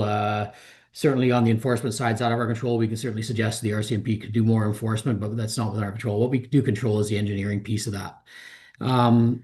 I hearken back to the challenges we had on PV Road and the intersection at PV Road and Patton Road, and the changes that we implemented there, which were relatively, inexpensive in that we made that a three-way stop at the intersection of PV and Patton. It certainly stops the speedway that occurs down that road and forces traffic to stop and then proceed through that potential intersection at Highland Park and Wood. I'm not quite certain that the delegation would be quite satisfied with the report as written and without council taking some more concrete action in that specific area. And so I'll defer to the rest of council's discussion, but I think we should be doing a little bit more rather than asking for more studies and more monitoring. I think we should do something more concrete immediately. Thank you, Councillor Nietzsche. Go ahead, Brad. Through your worship to Councillor Nietzsche, all valid points for sure. The one thing that we are looking at is feasibility for three-way stops, similar to what you've mentioned about PV and Patton. That comes with a traffic warrant based on specific criteria. In order to meet that, to be able to justify the implementation of a three-way stop or a four-way stop or other mechanism. The one risk that you do run into if you do put in a three-way stop that doesn't meet the kind of warrant requirements to do it, you get a reduction in that compliance. We are already aware of a significant challenge of failure to appropriately stop rolling stops at some intersections in town. And that could be a step that we take that just creates kind of a separate issue as well. So, but we are looking at that as an option for implementation to be able to slow vehicle speed down and change the patterns on how the traffic moves through the corridor. Councillor Velster. Yeah, thanks for the report. So speed bumps an option?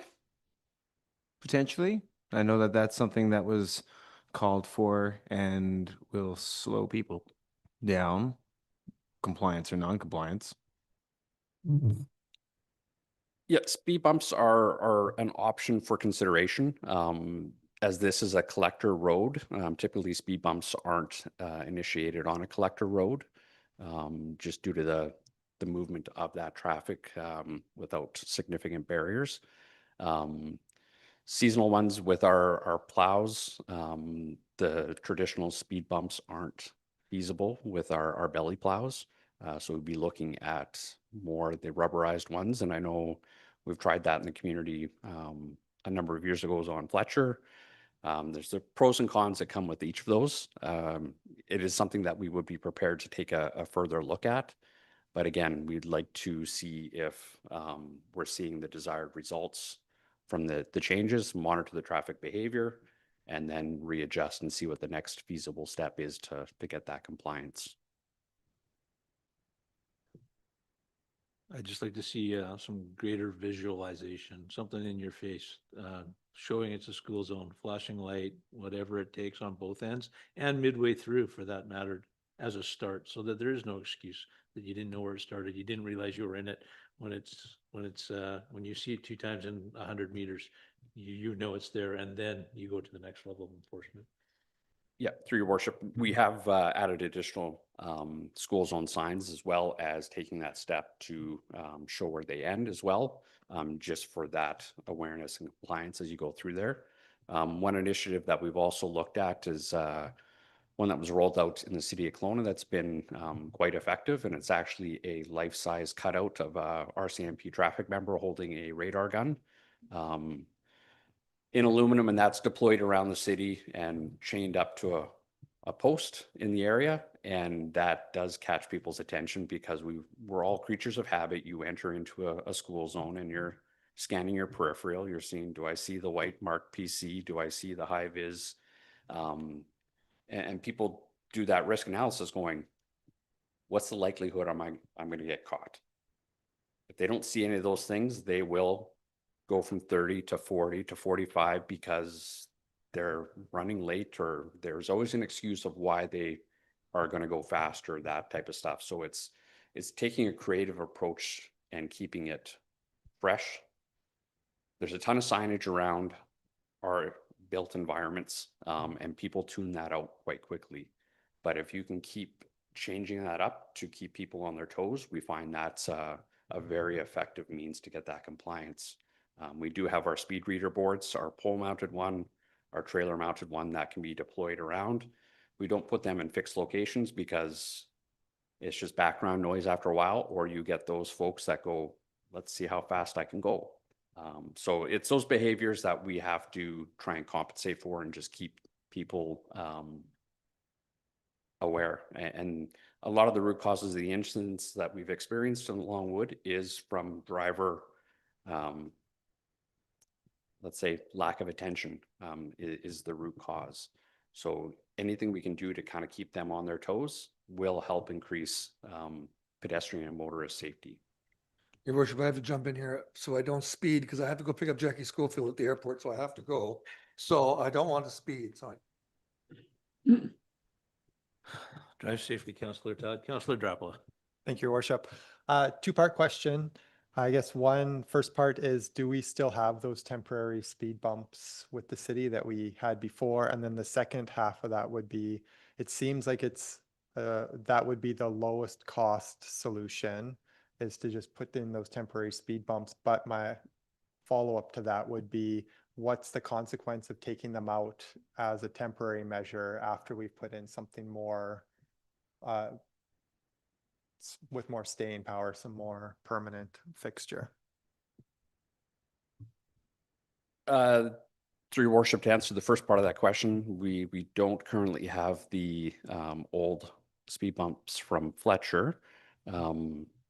To replace those new, they're in the neighborhood of, I think, $1,400-$1,500. So they do come with a bit of a price. They are removable, so we can take them out shoulder season wise, and you just have to seal up the road so you don't have water infiltration into your road bed. Compliance with them is double-edged. You will get some people that slow down for the actual speed bump, but then they speed up to make up for that lost time afterwards. You know, each one comes with its pros and cons. You know, we will continue to take a serious look at it and see if there are specific locations within that corridor where they do make sense, versus just the practice of putting out there just to say we've put them out there. I think that would do us a bit of a disservice.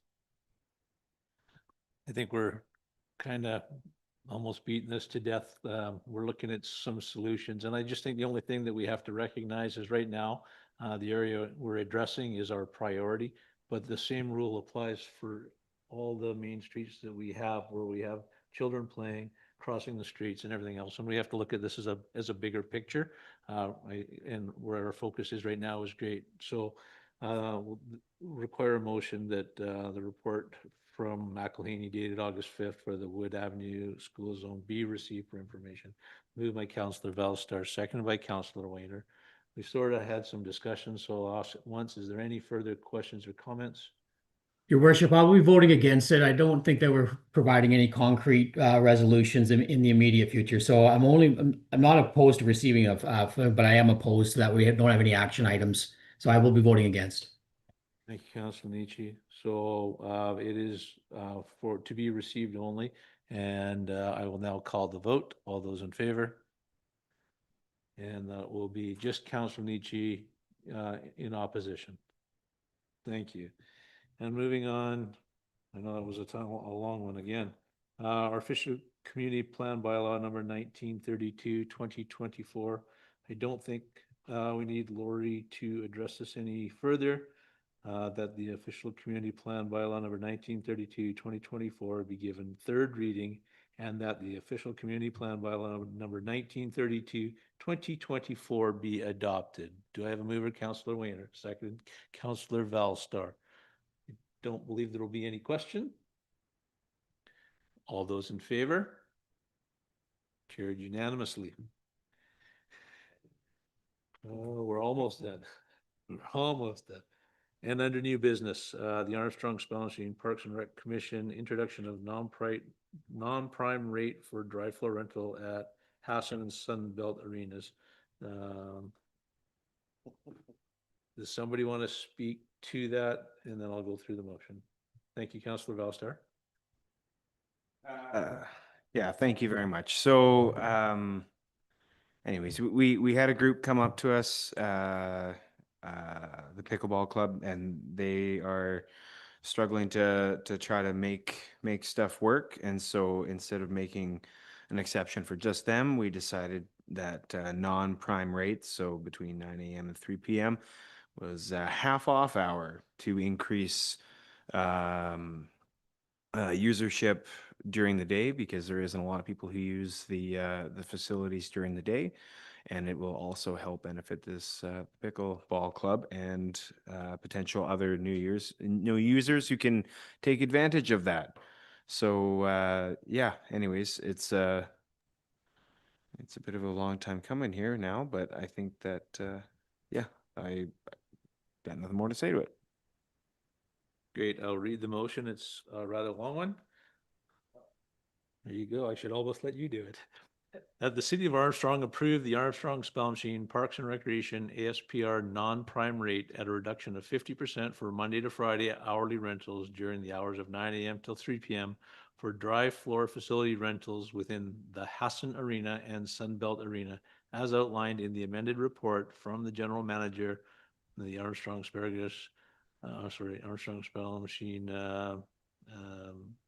ASPR dated July 7th, 2025, regarding the introduction of the non-prime rate for dry floor rentals, and that both councils support the Township of Spalmachine as the interim service manager, amending the Township of Spalmachine's fees and charges bylaw to reflect the new rates to be reflected as 50% of the prime floor rate, and amended from this point forward in conjunction with the prime floor rate. And further, that the council support of the Armstrong Spalmachine Parks and Recreation non-prime rate contingent on support from both the City of Armstrong and Spalmachine councils. So they'll be taking this up, I believe, next week. So we will start the show off. Moved by Councillor Valstar, second by Councillor Drapla. Is there any questions? I have one comment, Your Worship. Please go ahead, Councillor. Yeah, thank you. I support the initiative. This is pretty standard practice in local government. However, it brings to mind a request that councils have been making for 2.5 years for benchmarking exercise to be completed for our rates and fees in general with Parks and Recreation. It's a request that we've asked staff to complete and for quite some time now. And if I could just impress upon the Parks and Recreation Commission members to try to bring that topic up at the next meeting so that we can get some action on that item. Councillor Valstar. It was completed, I think, right before the summer, right late spring. Yeah, they did a benchmarking exercise, putting us against the rest. I think 3 other municipalities. So it is complete now. Thank you, Councilor. Just through the chair, one follow-up question then. Would it be possible to share that report then with the members of council? Yes, I can forward that off right away. I think we didn't discuss it because I forgot to put it on my report. So that's my bad. No, thank you. Thank you. I'm going to support this moving. I'd rather see the facilities full and being used than empty because people can't afford to use them. So on that note, all those in favor? Carried unanimously.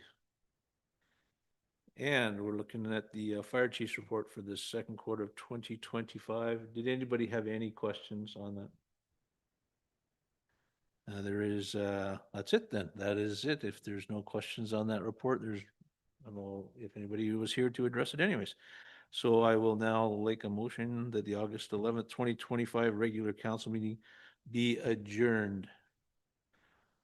Well, everybody's in, so I don't think I need to call that vote. This meeting is now adjourned at 8:30 p.m. Thank you, everybody, for a long meeting. Thanks for